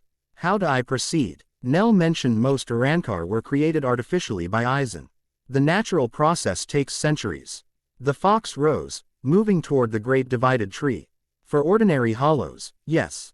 But you have never been ordinary, Naruto. Even in death, you continue to defy conventional limitations. It placed a spectral paw against the tree trunk. This represents your spiritual core. The division you see, half living wood, half hollow bone, illustrates your current state. To become what you envision requires not severing one aspect from the other, but true integration. Naruto frowned, struggling to understand. I thought becoming arrancar meant rejecting part of one's hollow nature, breaking the mask to gain Shinigami powers. That is the traditional path. The fox's expression grew solemn. But such a transformation would waste much of what makes you unique. Instead, you must forge something new, a perfect synthesis of all you were and all you have become. The entity turned, fixing Naruto with an intense gaze. It will require confronting every aspect of yourself. The human boy who sought acknowledgement. The shinobi who fought for peace. The hollow driven by hunger. The container of the 9 tails. All must be acknowledged, accepted, and integrated. And if I fail, then fragmentation occurs. Your soul shatters. Unable to maintain cohesion, you would either dissipate entirely or regress to a mindless hollow state. Naruto absorbed this warning soberly. The stakes were higher than even Serena had suggested. Not just death, but the complete loss of everything that made him who he was. Yet he had never been one to retreat from necessary risks. I understand. How do I begin? In answer, the fox gestured toward the divided tree. Place your hands upon the trunk, one on each side. Open yourself completely. No barriers, no resistance. I cannot guide you further. Each soul's integration is unique. Naruto approached the massive tree, studying the stark division between living wood and hollow bone. It represented everything he'd been grappling with since awakening in this afterlife, the duality of his existence. The struggle to reconcile his human values with his hollow nature. Thank you, he said, turning back to the fox-shaped entity. For everything, in life and death, you've been. Save your sentimentality, the entity interrupted, though without rancor. I am merely an echo, remember. The true Kurama gave everything so that you might have this chance. Honor that sacrifice by succeeding. Naruto nodded, facing the tree once more.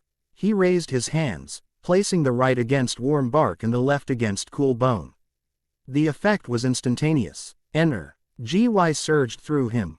Not the controlled flow of chakra he'd known in life, nor the wild power of his hollow form, but something raw and fundamental.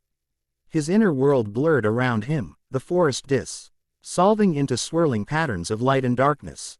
Memories assaulted him with brutal intensity. Every moment of joy and sorrow, triumph and failure, from his first conscious thought to his final breath. The loneliness of his childhood. The gradual, precious accumulation of bonds. The battles fought for those he loved. His death ensuring peace for a world he would never see again. Then came newer memories, awakening as a hollow. The all-consuming hunger. The fragments of self struggling against oblivion. Evolution through combat and consumption. Nell's guidance. Aiko's unexpected mercy. Serena's search for purpose. Behind these conscious recollections surged emotions and instincts from deeper sources. Kurama's ancient wisdom and prideful strength. The primal drive of hollow existence, indomitable will that had defined Uzumaki Naruto from birth. He felt himself coming apart, consciousness fragmenting under the overwhelming surge of disparate elements. For a terrifying moment, dissolution seemed inevitable, his unique soul unable to sustain cohesion under such pressure. Then, from the very brink of disintegration, Naruto did what he had always done when faced with impossible odds. He refused to yield. With tremendous effort, he began gathering the fragments, not fighting their fundamental differences but acknowledging them, accepting them as equally valid aspects of his whole self. The human who valued bonds. The hollow who understood sacrifice. The shinobi who never abandoned his principles. The predator who protected rather than simply consumed. Integration began. Not as the fox had visualized it, with two halves merging into one, but as countless fragments forming a mosaic more complex and beautiful than a simple binary could ever achieve. In the physical world, Serena watched in growing alarm as Naruto's form became enveloped in spiraling energy of impossible density. His partial mask cracked further, spiritual pressure erupting from the fractures like golden fire. The 9 tails behind him elongated, their composition shifting from pure energy to something more substantive. "What's happening to him?" she whispered, backing away as the sand beneath Naruto began to crystallize from the pressure alone. Then the mask shattered completely. The explosion of spiritual energy knocked Serena backward, sending her tumbling across the dunes despite her attempt to anchor herself with her own pressure.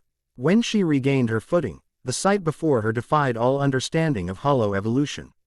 Where Naruto had sat in meditation, a humanoid figure now stood engulfed in swirling energy. As the spiritual pressure gradually stabilized, his new form became visible.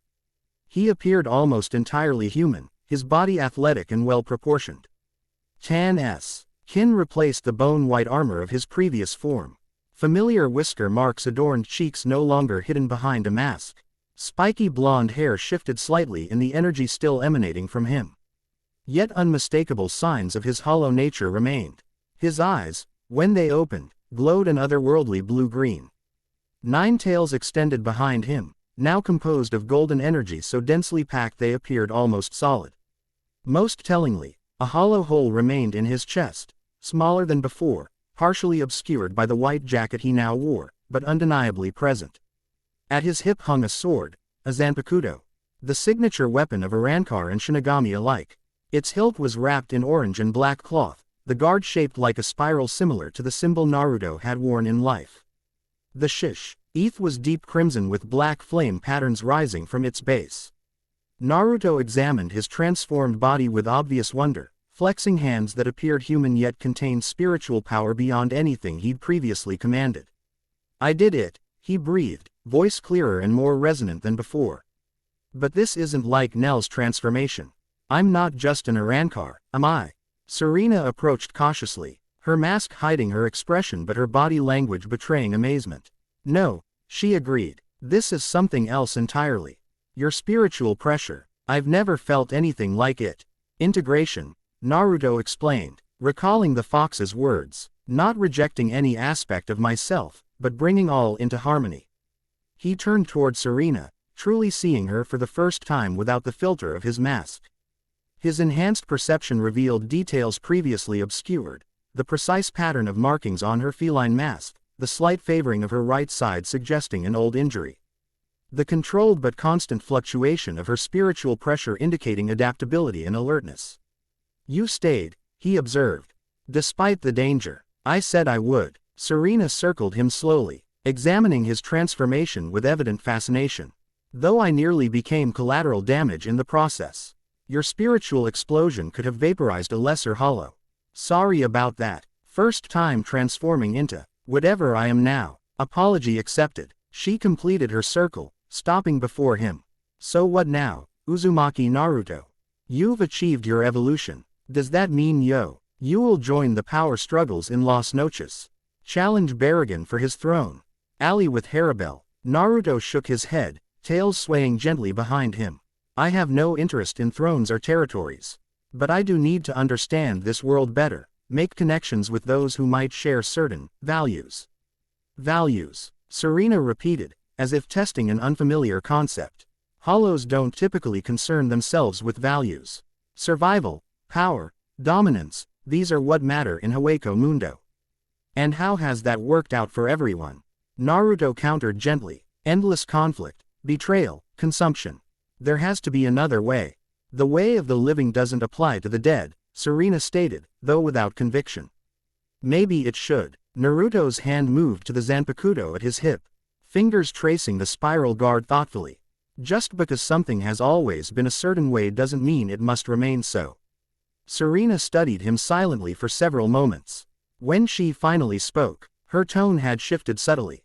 "You're serious about this? About changing Hueco Mundo?" "I am." "Why? What could possibly motivate you to attempt something so impossible?" Naruto smiled, a genuine expression that transformed his features, momentarily revealing the bright-spirited youth he had once been. "Because that's who I am. In life and death, I've never been able to accept Suffering when I could do something to alleviate it. Even here, even among hollows, I believe something better is possible. To his surprise, Serena reached up and removed her mask. The action, taboo, among hollows who hadn't evolved to arrancar state, revealed a striking face with high cheekbones, full lips, and those same amber eyes now visible without the mask's filter. Her expression combined skepticism with something else, a fragile, almost reluctant hope. I've survived this long by trusting no one, she said quietly. By assuming every hollow would eventually betray me for power or territory or simply to sat their hunger. She held her removed mask in one hand, the porcelain-like material gleaming in Hueco Mundo's moonlight. Yet here I stand, making myself vulnerable before you. Perhaps I've finally lost my survival instinct entirely. The significance of her gesture wasn't lost on Naruto. By removing her mask voluntarily, she had demonstrated trust unprecedented among her kind. More importantly, she had rejected, however temporarily, the very symbol of hollow identity. Not lost, he corrected gently. Evolved, just as I have, just as all of Hueco Mundo might, given the chance. Serena's lips curved in a sardonic smile. Your optimism is either your greatest strength or a fatal delusion. I haven't decided which yet. Let me know when you figure it out. Naruto gestured eastward. I have an appointment to keep. A meeting with Nell at the Forest of Mano's border. You're welcome to join me, if you're curious to see where this fatal delusion leads. Serena replaced her mask with deliberate care, once again concealing her features behind the feline visage. Lead on, Uzumaki Naruto. If nothing else, witnessing your impossible transformation has earned you the benefit of my doubt. Together, they set off across the desert, Naruto adjusting to his new form with each stride. The power flowing through him felt both familiar and utterly foreign, chakra and spiritu. Energy interwoven so completely they had become something new entirely. His Zanpakuto hummed at his side, a presence almost like a living thing. As they traveled, Naruto experimented with his abilities, discovering both enhanced versions of techniques from his previous form and entirely new capabilities. His speed had increased dramatically, Sonito now coming as naturally as breathing. His ritual pressure could be focused with pinpoint precision or expanded to blanket an area, affecting the environment itself. Most remarkably, he found he could still form shadow clones, not the pure chakra constructs of his living days, but spiritual duplicates that shared his consciousness while maintaining independent action. The technique consumed far more energy in this form, but the clones themselves proved more durable than their predecessors. Impossible, Serena muttered after witnessing him create 3 perfect duplicates. That's not Gemello's Sonito or any other arrancar technique I've ever seen. You're literally creating separate entities from your own spiritual energy. It was my signature technique in life, Naruto explained as the clones dispelled, their gathered information flowing back to him. Useful for reconnaissance, training, combat, pretty much everything. And each clone contains a portion of your consciousness. Your memories. When Naruto nodded, Serena shook her head in amazement. The strategic applications alone are staggering. They have limitations. They disperse if they take significant damage, and creating too many strains my spiritual reserves. Naruto flexed his hand, feeling the power flowing through it. Though those reserves seem substantially larger now. An understatement, Serena observed dryly. Your spiritual pressure rivals an Espada's. Perhaps exceeds some. The comparison gave Naruto pause. Nell had explained the Espada ranking, the 10 most powerful arrancar under Aizen's command, each assigned a number representing their position in the hierarchy. If Serena's assessment was accurate, his transformation had elevated him to their tier of power. Yet power alone had never been his goal, in life or death. Strength was valuable, only insofar as it allowed him to protect others, to enact positive change in the world around him. Here in Hueco Mundo, with its endless cycle of consumption and evolution, what purpose would such strength serve? You're troubled, Serena noted, her observational skills belying her predatory appearance. Just thinking about power and purpose, Naruto admitted. In my previous life, strength was a means to an end, protecting my precious people, working toward peace. Here, power typically exists for its own sake, Serena finished. To consume, to dominate, to avoid being consumed in turn. Exactly. It's a cycle that leads nowhere. Serena was silent for several moments as they continued across the dunes. Finally, she said, "Not all hollows embrace that cycle without question." Nell turned against it, protecting her Kraken rather than viewing them as expendable tools. Halibel values loyalty and reciprocity among her followers. Even Stark, the Primera Espada, sought companionship more than power. "You knew them?" Naruto asked, surprised. "I observed. As a numero under Aizen, I wasn't important enough to interact directly with most Espada, but I watched. I learned." Serena's voice carried a hint of pride. "Knowledge kept me alive when stronger arrancar fell." "And what did you learn about Hueco Mundo itself? About what exists beyond the endless conflict?" He question seemed to catch her off guard. After a thoughtful pause, she replied, "Nothing. Because nothing exists beyond the conflict. That's the nature of this realm, of us. We are hunger given form. Emptiness seeking fulfillment through consumption. I refuse to accept that," Naruto stated simply. "Your refusal doesn't change reality." "Maybe not." He smiled slightly. "But I've reshaped reality before." Before Serena could respond, both sensed an approaching spiritual pressure, powerful, controlled, and familiar to Naruto. "Nell," he identified, changing course slightly to intercept. "And earlier than expected. Something must have happened." They found the former Espada cresting a dune ahead, her green hair unmistakable even at a distance. She moved with obvious urgency, though her expression remained composed.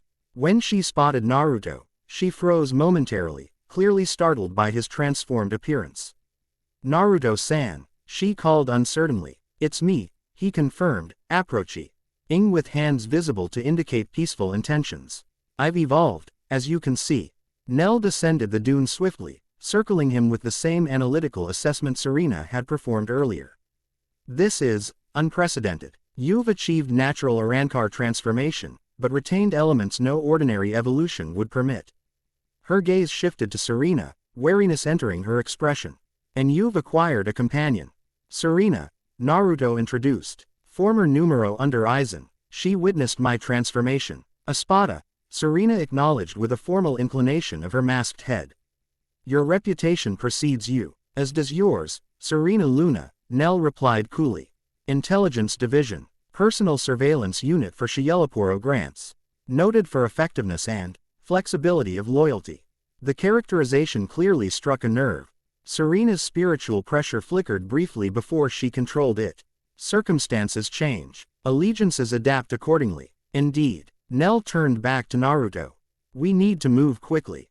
Baragon's forces attacked my companions at our rendezvous point. Dondochaka and Pesci escaped, but they're being tracked. Additionally, Shinigami patrols have increased throughout the eastern region. Looking for me," Naruto guessed. "Among other targets. The defeat of Raiu has attracted significant attention from multiple factions." Nell glanced between Naruto and Serena. "Your transformation will only intensify that interest once word spreads." "So where do we go?" Naruto asked. "Back to your hideout." Nell shook her head, compromised. "We need a secure location with sufficient resources to plan our next moves. There's only one viable option given current territorial controls." "Las Noches," Serena concluded, surprise evident in her voice. "You're suggesting we enter the fortress directly." "The eastern quadrant specifically," Nell clarified. "Currently held by Tyr Haribel and her Kraken. Of all the factions, hers is the most stable and the least likely to attack without provocation." Naruto considered this recommendation carefully. "You trust Haribel." "Trust is perhaps too strong a term. But she operates by a consistent code and keeps her word once given." Nell's expression grew more serious. "More importantly, she controls access to Aizen's research archives. If answers about your unique nature exist anywhere in Hueco Mundo, they would be there." The prospect of learning more about his hybrid existence was tempting. Since awakening in this afterlife, Naruto had been piecing together understanding from fragments, Nell's explanations, his own experiences, the guidance of Kurama's remnant. Aizen's research might provide context he currently lacked. Yet entering Las Noches meant potentially embroiling high MSELF in the very power struggles he'd hoped to avoid. "What about your companions?" he asked. "Dondochaka and Pesci. They'll make their way to a secondary rendezvous point. Once we've secured passage into Haribel's territory, I can send word. Nell glanced toward the horizon. We should decide quickly. Multiple spiritual pressures are converging on this region. Serena turned to Naruto. Your call, Fox Face. Into the fortress of factions, or continue wandering the desert while every predator in Hueco Mundo hunts you. Put that way, the choice seemed obvious. Yet Naruto had learned Al bitter experience that obvious choices often concealed complex consequences. Las Noches, he decided finally. But we enter on our terms, not as supplicants. I'll meet with Haribel as an equal, not a potential subject or experiment. Quote. Nell nodded approvingly. A wise approach. Haribel respects strength and directness. She glanced at Serena. Will you accompany us, numero? Former numero, Serena corrected. And yes, my curiosity remains unsatisfied. With that settled, the trio set off toward the massive structure dominating Hueco Mundo's horizon. As they traveled, Naruto recounted his transformation experience, describing the inner world and the integration process while omitting certain personal details. Nell listened with scholarly interest, occasionally asking clarifying questions about sensations or specific energy manifestations. The creation of an inner world is particularly significant, she noted. Such environments typically manifest only in Shinigami, representing the domain where their Zanpakuto spirit resides. Is that what this is? Naruto touched the sword at his hip. A separate spirit. For most arrancar, no. Our Zanpakuto contain our sealed hollow powers, not independent entities. But you, Nell studied him thoughtfully. Your situation is unique. The blade may have manifested differently. Have you communed with it yet? Serena asked. Learned its name. Naruto shook his head. I feel its presence, but communication hasn't happened. It feels patient, as if waiting for something. Interesting, Nell murmured. I suggest attempting. Jinzen once were safely within Las Noches. The meditation technique might facilitate connection. The conversation shifted to tactical considerations as Las Noches grew larger before them. The massive Vey fortress dominated Hueco Mundo's landscape, its white walls stretching impossibly high, crowned with dome-like structures that gleamed under the eternal moon. Haribel controls the eastern quadrant, Nell explained, indicating sections of the fortress. Barragan holds the west. The northern areas remain largely abandoned since the Exequias were decimated. The central palace and southern sections are contested, with various minor factions claiming temporary control. And these barriers between territories? Naruto asked, noting the distinct spiritual signatures emanating from different sections. Established after Aizen's defeat, each major faction created boundaries using specialized Kido-like techniques derived from his research. Nell's expression darkened slightly. The barriers prevent direct incursion but not surveillance. We'll be monitored the moment we approach Haribel's territory. Good, Naruto said, surprising both his companions. I want her to see us coming. No subterfuge, no sneaking. A direct approach. Serena's amber eyes studied him through her mask. Bold strategy for entering the stronghold of an Espada-level arrancar and her loyal forces. Boldness has gotten me this far. Naruto adjusted the Zanpakuto at his hip. Besides, if Haribel is as honorable as Nell suggests, she'll respect directness over deception. As they approached the massive eastern gate of Las Noches, Naruto felt multiple spiritual pressures focusing on their group. Sentries, undoubtedly, assessing potential threats. He made no attempt to conceal his own pressure, allowing it to flow naturally around him in a display neither threatening nor submissive. The gate, a towering structure of white stone reinforced with spiritual barriers, remained closed as they drew near. 3 figures appeared atop the wall above it, looking down upon the approaching trio. Tres Bestias, Serena identified quietly. Haribel's Fracken, loyal to the point of fanaticism. The central figure, a tall, dark-skinned woman with wild black hair, called down in a commanding voice, "State your business, intruders." Nell stepped forward. Nalil to Odelschwenk, requesting audience with Tyr Har. Raiu regarding matters of mutual concern. Nell, the woman's aggressive posture softened marginally. We heard you'd returned to Hueco Mundo, but not that you sought alliance. Not alliance specifically, Mila rose. Simply conversation. Nell gestured to her companions. I bring associates with information Haribel-sama would find valuable. The three Fracken conferred briefly before the one called Mila Rose responded, "Wait there. We'll relay your request." They disappeared from the wall, leaving the trio standing before the massive gate. Serena shifted restlessly, clearly uncomfortable with their exposed position. "We're vulnerable here," she murmured. "Perfect targets if Baragon's forces happen to patrol this boundary." "We'll be fine," Naruto assured her, though his senses remained alert. Haribel wouldn't allow other factions to operate so close to her territory. "Your confidence is either admirable or delusional," Serena replied, though without rancor. "I get that a lot," Naruto admitted with a slight smile. After what seemed an unnecessarily long wait, likely a deliberate tactic to establish dominance, the massive gate began to open. Rather than the Fracken, A.S. Ingle figure stood in the opening, a slender woman with dark skin, blonde hair cut short, and aqua eyes that assessed them with calculating precision. Her face was partially obscured by the high collar of her jacket, and the remnants of her hollow mask covered the lower half of her face in a manner resembling teeth. Most notably, a 3 tattoo was visible on her right breast, identifying her rank among the Espada.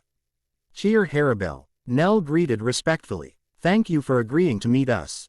Haribel's gaze moved from Nell to Serena, acknowledging the former numero with a slight nod, before settling on Naruto.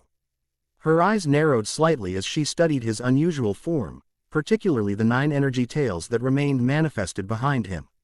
"You bring interesting company, Nalil," she finally said, her voice calm and measured. "The Fox anomaly my scouts have reported, and a former spy from Shielaporo's division. An unusual gathering. Unusual times call for unusual alliances," Nell replied smoothly. "Indeed." Haribel stepped aside, gesturing for them to enter. "Come, we'll speak in more secure surroundings." As they passed through the gate, Naruto felt the subtle pressure of crossing a powerful spiritual barrier, not hostile, but definitely monitoring their presence. Inside, the eastern quadrant of Las Noches revealed itself as surprisingly orderly compared to the chaos Nell had described elsewhere. White buildings in various architectural styles lined wide avenues, occupied by arrancar and evolved hollows going about activities that seemed almost civilized. Some read materials for construction or repair, others appeared to be training in designated areas, while still others engaged in what looked remarkably like commerce, exchanging items of apparent value. "You've built something here," Naruto observed, unable to hide his surprise. "A beginning," Haribel replied without turning. "Existence need not be defined solely by combat and consumption, even in Hueco Mundo." The statement, so closely aligned with Naruto's own developing philosophy, caught him off guard. He exchanged a quick glance with Nell, who nodded almost imperceptibly, confirmation that this aspect of Haribel's reputation was accurate. They were led to a structure near the innermost wall, a tower of elegant design with multiple balconies overlooking both the interior of Las Noches and the desert beyond. Inside, the decor was minimalist but refined, with water features creating gentle ambient sounds throughout the space. Haribel's Fracken waited in what appeared to be a Council chamber. The dark-haired Mila Rose they'd seen at the wall, a tomboyish blonde named Apache, and a refined-looking individual with long purple hair introduced as Sung Sun. They regarded the visitors with varying degrees of suspicion, positioning themselves protectively near their leader. "Speak freely," Haribel instructed once they were seated around a circular table of white stone. "Why have you come to my territory? And what do you offer in exchange for sanctuary?" Nell began with a diplomatic overview of recent events: Naruto's arrival in Hueco Mundo, his unusual evolution, Baragon's interest in capturing him for study, and the increased Shinigami patrols possibly related to his presence. Throughout the recounting, Haribel listened without interruption, her aqua eyes occasionally shifting to study Naruto more carefully. When Nell finished, the Tercera Espada remained silent for several moments, processing the information. "An interesting tale," she finally said, "but it leaves much unexplained." Her gaze fixed directly on Naruto. "Who were you before becoming hollow, Fox Anomaly? What makes your soul so different that it defies the natural laws of our world?" Naruto appreciated the direct approach. "My name is Uzumaki Naruto. I was a shinobi, a warrior from a world where humans channel energy called chakra. I also contained a powerful spirit called the Nine-Tailed Fox, sealed within me since birth. A Jinchuriki, Haribel identified, surprising everyone present. When they looked at her questioningly, she explained, Aizen's research into parallel dimensions was extensive. I reviewed much of it after assuming control of this territory, including his notes on worlds where humans served as vessels for tailed beasts. Then you understand why I'm different, Naruto concluded. Partially. Haribel leaned forward slightly. But theory differs from reality. Your presence here represents something unprecedented, a convergence Aizen himself only hypothesized. Research possibilities are significant. Something in her tone triggered Naruto's wariness. I didn't come here to be studied or experimented on. Barrigan already offered that option. Tension immediately filled the room. The Trace Bastillas shifting subtly into more combat-ready positions. Haribel herself remained perfectly still, only the slight narrowing of her eyes indicating she'd registered the implied refusal. Then what do you seek from me, Uzumaki Naruto? She asked, voice cooler than before. Information, primarily. Access to Aizen's research on dimensional boundaries and soul composition. Naruto held her gaze steadily. In exchange, I offer alliance, not subservience. My abilities and knowledge could benefit your territory, but I remain independent. Apache scoffed audibly. The audacity. Haribel-sama doesn't need. A slight gesture from Haribel silenced her frackin immediately. The Espada studied Naruto with renewed interest, perhaps reassessing his confidence in faring terms rather than accepting hers. Bold terms from someone seeking sanctuary, she observed. What makes you believe your alliance holds sufficient value? Rather than answer verbally, Naruto rose from his seat. Allow me to demonstrate. Before anyone could object, he focused his spiritual energy, combining techniques from his shinobi training with his new arrancar powers. Golden energy spiraled around his hand, condensing into a perfect sphere that hummed with controlled power, a Rasengan composed entirely of spiritual particles. Without warning, 3 shadow clones materialized beside him, each forming identical spheres. The display of simultaneous technique execution and duplication caused visible surprise among all present except Nell, who had witnessed similar demonstrations before. Impossible, Sung Sun whispered, breaking her usual composure. Those aren't illusions or speed clones. They're independent duplicates. With shared consciousness and perfect coordination, Nell added helpfully. A technique from his previous life, adapted to spiritual energy. Naruto dispelled both the Rasengan and the clones, allowing the spiritual pressure to settle. I have other abilities, sensing techniques, barriers, combat strategies developed across hundreds of battles. All offered in mutual exchange, not subordination. Haribel's eyes had widened slightly during the demonstration. Genuine interest evident despite her controlled demeanor. She rose from her seat, approaching Naruto with measured steps. And what would you do with the information you seek? She asked, stopping directly before him. Despite being shorter in stature, her presence was commanding. What purpose drives you, Uzumaki Naruto? The question cut to the heart of what Naruto himself had been contemplating since his transformation. What did he truly want in this afterlife? What purpose could give meaning to his continued existence? In life, I fought to break cycles of hatred and violence, he answered honestly. I believed understanding between people was possible, even enemies with centuries of conflict between them. He gestured to the window, where Haribel's ordered domain spread below. You've built something here that suggests similar beliefs. A place where hollows exist beyond mere consumption and combat. I want to understand this world fully, its rules, its boundaries, its potential, because I believe it could be more than an eternal battlefield. Haribel studied him silently, her eyes revealing nothing of her thoughts. Finally, she turned to Nell. You vouch for him. Nell nodded without hesitation. His actions since arriving have consistently aligned with his stated values. He's shown restraint, mercy, and principle where most would show only hunger and ambition. And you, Haribel directed at Serena, surprising the masked Ijukas. What brings a survivor like you to follow this anomaly? Serena hesitated, clearly uncomfortable being put on the spot. After a moment, she removed her mask again, a significant gesture before an espada, revealing her face. Curiosity, initially, she admitted. Then, possibility. He speaks of things that shouldn't exist in our world, mercy, cooperation. Purpose beyond power. Yet he makes them seem attainable. Haribel finished when Serena faltered. The espada returned to her seat, decision apparently made. Very well. Conditional alliance is granted. You may access Aizen's research archives under supervision. In exchange, you will share your unique techniques with my combat division and assist in boundary defense when required. Agreed, Naruto said immediately, recognizing a fair arrangement. With one condition of my own. I retain freedom of movement. I won't be confined to Las Noches or Restri. CTED from forming additional alliances is necessary. Haribel's eyes narrowed slightly at this caveat. Within reason. I won't have you bringing Baragon's forces to my gates or Shinigami into my territory.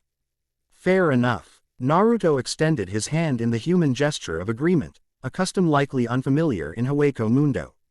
To his mild surprise, Haribel accepted the handshake, her grip firm and businesslike.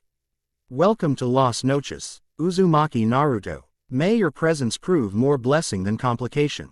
The following days passed in a blur of activity as Naruto acclimated to life within Haribel's domain. He was assigned quarters in a section housing independent allies rather than sworn fracken, a subtle acknowledgement of his negotiated status.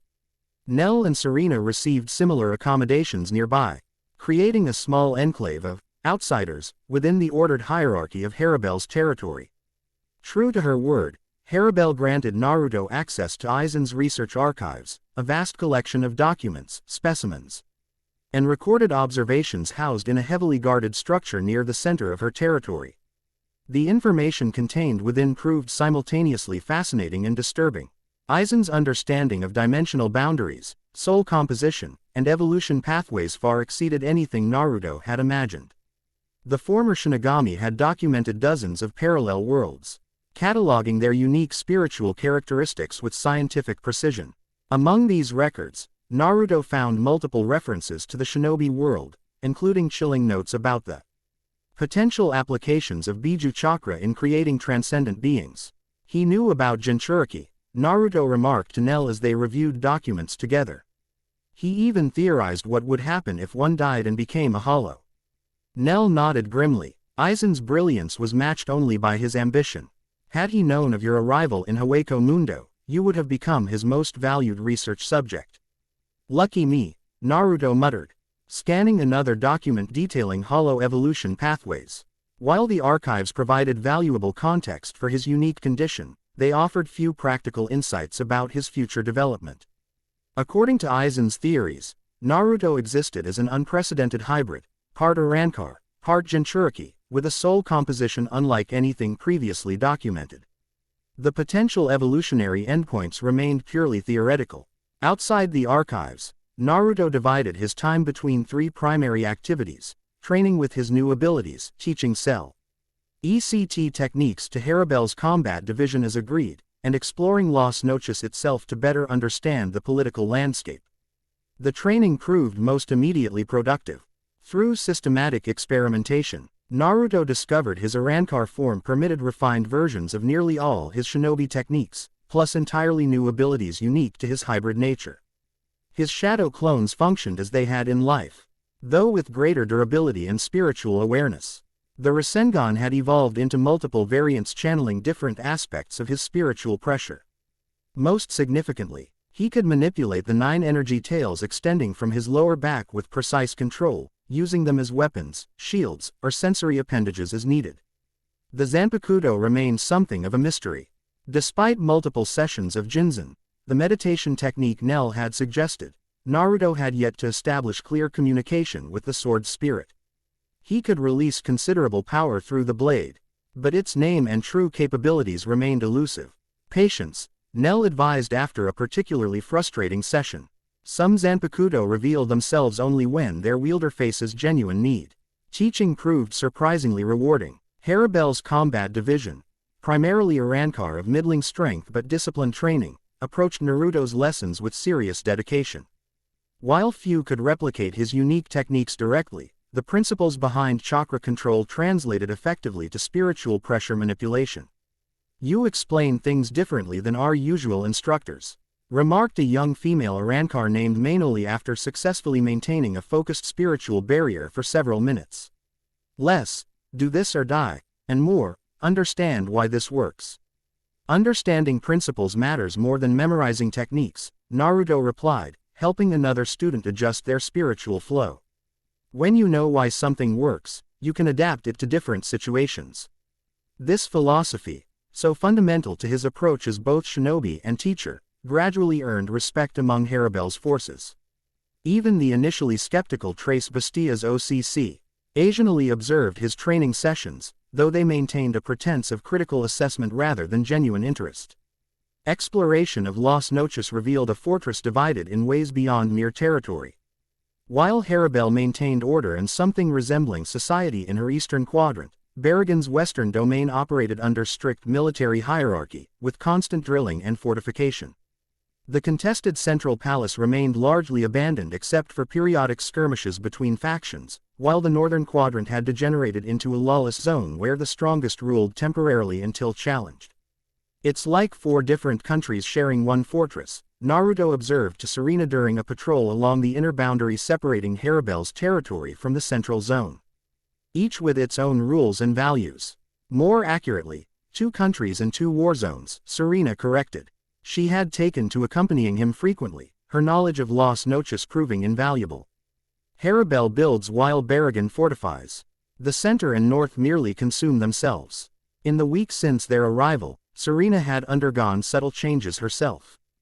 Though still wearing her mask when outside their assigned quarters, she removed it more frequently in private, revealing expressions and reactions she had clearly learned to conceal through centuries of survival. She spoke more openly of her experiences under Aizen, of the complex politics that had defined Las Noches during his reign. "You're different than I expected," she admitted one evening as the Y observed Hueco Mundo's eternal moon from a high balcony. "When I sought the Fox anomaly, I anticipated finding another power-hungry Vasto Lord, perhaps with unusual abilities but the same fundamental drives as any hollow." Disappointed? Naruto asked, glancing at her unmasked profile. Confused, she corrected, amber eyes reflecting moonlight. "You have power that could challenge any faction in Las Noches. Yet you spend your time teaching basic techniques to mid-level arrancar. You gained access to Aizen's archives, knowledge many would kill for, yet show no interest in using it for personal advancement." Naruto smiled slightly. Not everyone seeks power for its own sake. In the living world, perhaps. But here, Serena shook her head. Hollows are defined by hunger, for power, for consumption, for filling the void within us. She gestured to the hollow hole visible in her own chest. "It's not philosophy, it's our fundamental nature." "Nature can be transcended," Naruto countered gently. "I've seen it happen, both in life and here." Nell transcended typical hollow nature. Haribel has, to some extent. Even you show capacity for more than mere survival. Serena fell silent, absorbing his words with evident conflict. Finally, she asked, "What would you do, if you could reshape Hueco Mundo? If your transcendence became possible for others?" The question had occupied Naruto's thoughts increasingly since their arrival. What was his purpose here? What change could he realistically hope to effect in a realm defined by spiritual laws so different from the living world? "I'd start by creating alternatives," he answered thoughtfully. "Most hollows consume and fight because they see no other option. What if evolution could come through cooperation? Through protecting others rather than devouring them?" "A beautiful fantasy," Serena said, though without mockery. "But how would it begin?" Before Naruto could respond, a flare of spiritual pressure interrupted their conversation, an alert signal from the boundary patrol. Both immediately tensed, focusing their senses toward the disturbance. Intruders at the eastern outer wall, Serena identified, replacing her mask with practiced efficiency. Significant spiritual pressure, not Berrigan's forces, the signature is different. Shinigami, Naruto realized, recognizing the distinctive quality of the approaching pressure. More specifically, he recognized one signature in particular. Lieutenant Nakamura. They moved immediately, using Sonido to traverse Las Noches swiftly toward the disturbance. Upon arriving at the eastern wall, they found Haribel already present, flanked by her Trace Bastias in combat-ready stances. Beyond the wall, Visible through surveillance Kido, stood a small Shinigami delegation. 5 black-robed figures led by the petite Lieutenant Naruto had encountered in the desert. Your Shinigami has returned, Haribel noted without turning as Naruto and Serena arrived. With reinforcements. Not mine, Naruto clarified, though he stepped forward to observe more carefully. But she's different from most. She chose not to attack when we met previously. A strategic decision, not mercy, Haribel replied coolly. 2nd Division specializes in intelligence gathering. She assessed you as a subject worth studying before elimination. Despite the harsh assessment, Naruto sensed something more complex in Aiko's return. The lieutenant had positioned her small team carefully, close enough to signal intent to communicate, but not so close as to appear threatening. Her spiritual pressure remained controlled and neutral rather than battle-ready. She's here to talk, Naruto concluded. Otherwise, she'd have brought combat specialists, not what appears to be a research team. Haribel considered this assessment silently. After a moment, she gestured to Apache. Signal response pattern 3, limited engagement, designated representatives only. The Fracken complied immediately, manipulating a control panel that adjusted the boundary Kido to display a specific message visible to those outside. Moments later, Aiko's team repositioned, with the lieutenant stepping forward alone while her companions maintained position further back. She requests parley with the Fox Arrancar, Sung Sun reported, monitoring the response. Direct communication, neutral ground beyond the wall. All eyes turned to Naruto, the decision implicitly his. Haribel's expression remained unreadable behind her mask fragment, but her next words clarified her position. This territory operates under my authority. If you choose to meet this Shinigami, you do so without Las Noches protection. Should you be captured or killed, we will not intervene. Understood. Naruto appreciated the direct parameters. But I believe this opportunity outweighs the risk. Lieutenant Nakamura could have reported my existence immediately. Instead, she showed restraint. That deserves reciprocation. Haribel nodded once, accepting his decision without further comment. Mila rose, escort him to Gate 7. Standard neutral ground protocols. As Naruto moved to follow the designated Fracken, Serena stepped forward unexpectedly.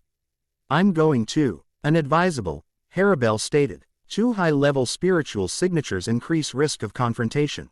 I'll suppress my pressure, Serena countered. And maintain distance. But someone should observe from our side. The logic was sound, though Naruto suspected Serena's motivation extended beyond tactical advantage. After a brief consideration, Haribel inclined her head in permission. The eastern gate, smaller than the main entrance they'd initially used, opened onto a stretch of desert designated as neutral territory. No barriers or fortifications extended here, creating a buffer zone where diplomatic exchanges occasionally occurred between factions. Aiko Nakamura waited precisely at the midpoint between Las Noches and her station team. As Naruto approached, Serena hanging back at the perimeter, he noted subtle changes in the lieutenant's appearance since their first meeting. Her uniform bore signs of recent combat, minor repairs and faint spiritual residue. Dark circles beneath her violet eyes suggested sleepless nights. Uzumaki Naruto, she greeted formally. Your evolution proceeds rapidly. This form differs significantly from our previous encounter. Lieutenant Nakamura, he returned with equal formality. You look tired. A flicker of surprise crossed her features at the personal observation. Hunting unusual lows across Hueco Mundo isn't restful work. Especially when said hollows ally themselves with Espada. Former Espada, Naruto corrected. Haribel operates independently now, as do I. Aiko's eyes narrowed slightly. Semantics. You've taken residence in Aizen's fortress, accessed his research, and formed alliance with his former subordinates. From Soul Society's perspective, that suggests concerning continuity. Is that the official position, or your personal assessment? The question caught her off guard.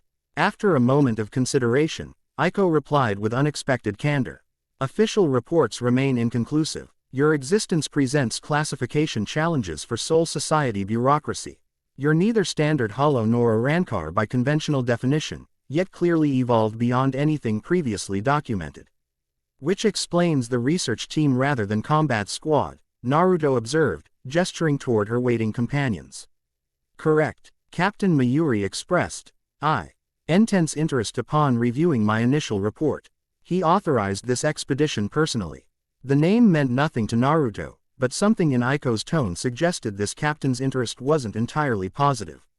Let me guess. He wants specimens rather than intelligence. Your perceptiveness is noteworthy. Aiko glanced briefly toward her team. Captain Mayuri's scientific curiosity typically involves extensive dissection. Charming. He is many things. Charming isn't among them. For the first time, a ghost of a smile touched Aiko's lips. Which partially explains my current approach. Naruto studied her more carefully, sensing layers beneath the official exterior. You're not just following orders, are you? This meeting isn't sanctioned. Aiko's posture stiffened slightly. Why discretionary authority as 2nd Division Lieutenant permits intelligence gathering initiatives without explicit pre-approval. A convenient loophole, Naruto noted. But it doesn't explain why you'd risk it.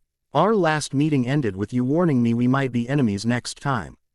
Circumstances evolve. Information accumulates. Assessments adjust accordingly. Aiko's violet eyes met his directly.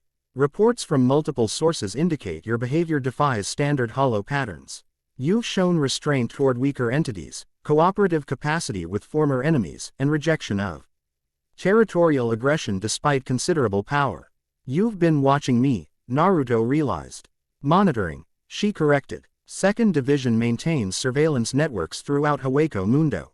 Recent disturbances, particularly your confrontation with Raiu and subsequent evolution, warranted increased attention. And what has this attention revealed that brings you here now? Aiko glanced toward Las Noches, her expression growing more serious. Potential instability in Hueco Mundo's power structure. Barragan mobilizes forces in unprecedented numbers. Smaller factions consolidate or disintegrate weakly. And at the center of these shifts, consistently, is you, the anomaly who defies classification. I'm not seeking to destabilize anything, Naruto countered. I'm trying to understand this world and my place in it. Intention rarely correlates with impact in complex systems. Aiko returned her gaze to him.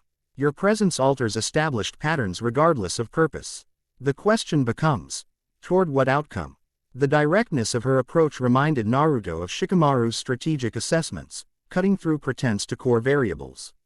This Shinigami clearly saw beyond immediate tactical concerns to broader implications. You haven't answered why you're here, he pressed. This conversation could have occurred through proxies or surveillance. Why direct contact? Aiko fell silent for several moments. Internal conflict visible despite her disciplined expression. Finally, she spoke with careful precision. Soul Society's understanding of hollow nature relies on centuries of consistent observation. Hollows consume. They evolve through predation. They lack empathy, cooperation beyond temporary advantage, and meaningful connection to their human origins. Her eyes fixed on his with unexpected intensity. You systematically contradict these fundamental assumptions. If accurate, your existence suggests our entire approach to hollow management requires reassessment. By hollow management, you mean purification. Killing us, Naruto translated. Shinigami don't view it as killing, Aiko corrected. Purification releases souls from hollow corruption, allowing them to enter the natural cycle. Convenient perspective for those wielding the swords, Naruto observed without rancor. But you still haven't reached your point. My point, Uzumaki Naruto, is that I've been authorized to evaluate alternatives to standard purification in your specific case. Aiko's posture straightened, adopting formal protocol. Soul Society proposes conditional non-aggression in exchange for regular information exchange and demonstrated containment of hollow predatory impulses. The offer stunned Naruto momentarily. You're suggesting Soul Society would allow a hollow, multiple hollows potentially, to exist without pursuing purification. Under strict parameters and exceptional circumstances only, Aiko clarified. Your unique composition presents opportune ITY for unprecedented research into hollow rehabilitation possibilities. Rehabilitation, Naruto repeated, understanding dawning. You're wondering if what makes me different could apply to other hollows. If they could learn to transcend their hunger. Aiko didn't confirm directly, but her silence was telling. After a moment, she added, Captain Yukitake has particular interest in ethical approaches to the hollow question. His advocacy, combined with Captain Mayuri's scientific curiosity, created sufficient bureaucratic space for this initiative. Naruto considered the implications carefully. An alliance, however conditional, with elements within Soul Society could provide protection against both Baragon's aggression and less accommodating Shinigami. More importantly, it might create space for the very changes he'd been contemplating. Yet suspicion remained. What's to prevent your Captain Mayuri from deciding dissection would provide faster answers than observation? Nothing Bay. OND political balance within the Gote 13, Aiko admitted candidly. Hence meeting you personally rather than filing formal reports immediately. I needed to confirm my preliminary assessment before processes become institutionalized. The honesty was refreshing, if not entirely reassuring. And what does your assessment conclude, Lieutenant? That you represent something unprecedented. Aiko's formal demeanor softened fractionally. And that unprecedented phenomena deserve unprecedented approaches. From the perimeter, Serena's spiritual pressure flickered briefly, a warning that time grew short. The Shinigami team behind Aiko had shifted position slightly, perhaps growing concerned at the extended conversation.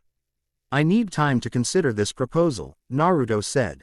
And to consult allies whose welfare would be affected by any arrangement I make. Aiko nodded once. Reasonable. I'll return in 3 days for your response. She reached into her uniform, extracting a small device similar to a communications Kido tool. This will signal your readiness to meet, should you decide before then. As Naruto accepted the device, their fingers brushed briefly. In that moment of contact, he sensed something unexpected from the disciplined lieutenant, genuine curiosity beneath professional detachment, and perhaps something more complex than mere duty motivating her actions. Until then, Uzumaki Naruto. Aiko stepped back, maintaining formal protocol. Consider carefully. Opportunities for peaceful resolution rarely present themselves in conflicts as ancient as ours. With that, she returned to her waiting team, and the Shinigami delegation departed across the desert, disappearing into a Senkaimon gate that materialized at a safe distance. Serena joined Naruto as they watched the gate close. Well, that was unexpected. Soul Society offering terms rather than purification. Either you've made quite an impression, or this is an elaborate trap. Possibly both, Naruto acknowledged. But there was sincerity in her approach, whatever the official agenda might be. You trust too easily, Serena chided, though without her earlier skepticism. Even for Shinigami who've shown you consideration. Trust has to start somewhere. Naruto turned toward Las Noches, where undoubtedly Haribel awaited report of the exchange. If I'd refused to trust former enemies, I'd never have achieved anything in my previous life. As they returned through the gate, Naruto reflected on the convergence of opportunities suddenly before him. Haribel's structured domain provided stability and resources. Nell's knowledge offered context and guidance. Serena's growing loyalty represented the possibility of personal connection in this afterlife. And now, unexpectedly, Aiko Nakamura presented a potential bridge to Soul Society itself, a chance to address the fundamental conflict between Hollows and Shinigami from a unique middle ground. The pieces were aligning in ways he could have anticipated when he first awakened as a mindless Hollow driven by hunger. A path forward, not just for himself, but potentially for Hueco Mundo itself, began to take shape in his mind. For the first time since his death, Uzumaki Naruto felt the stirring of something he had feared lost forever: purpose. Not merely survival or adaptation, but the chance to create meaningful change in a world desperately in need of it. Within his soul, in that inner world of divided sky and merged landscapes, the great tree pulsed with renewed energy. His Zanpakuto hummed at his hip in resonance, as if responding to his clarifying resolve. The mask had broken. The true evolution was just beginning. Chapter 3 End. The end. I hope you enjoyed this episode. Remember to subscribe and like this video. See you in the next video.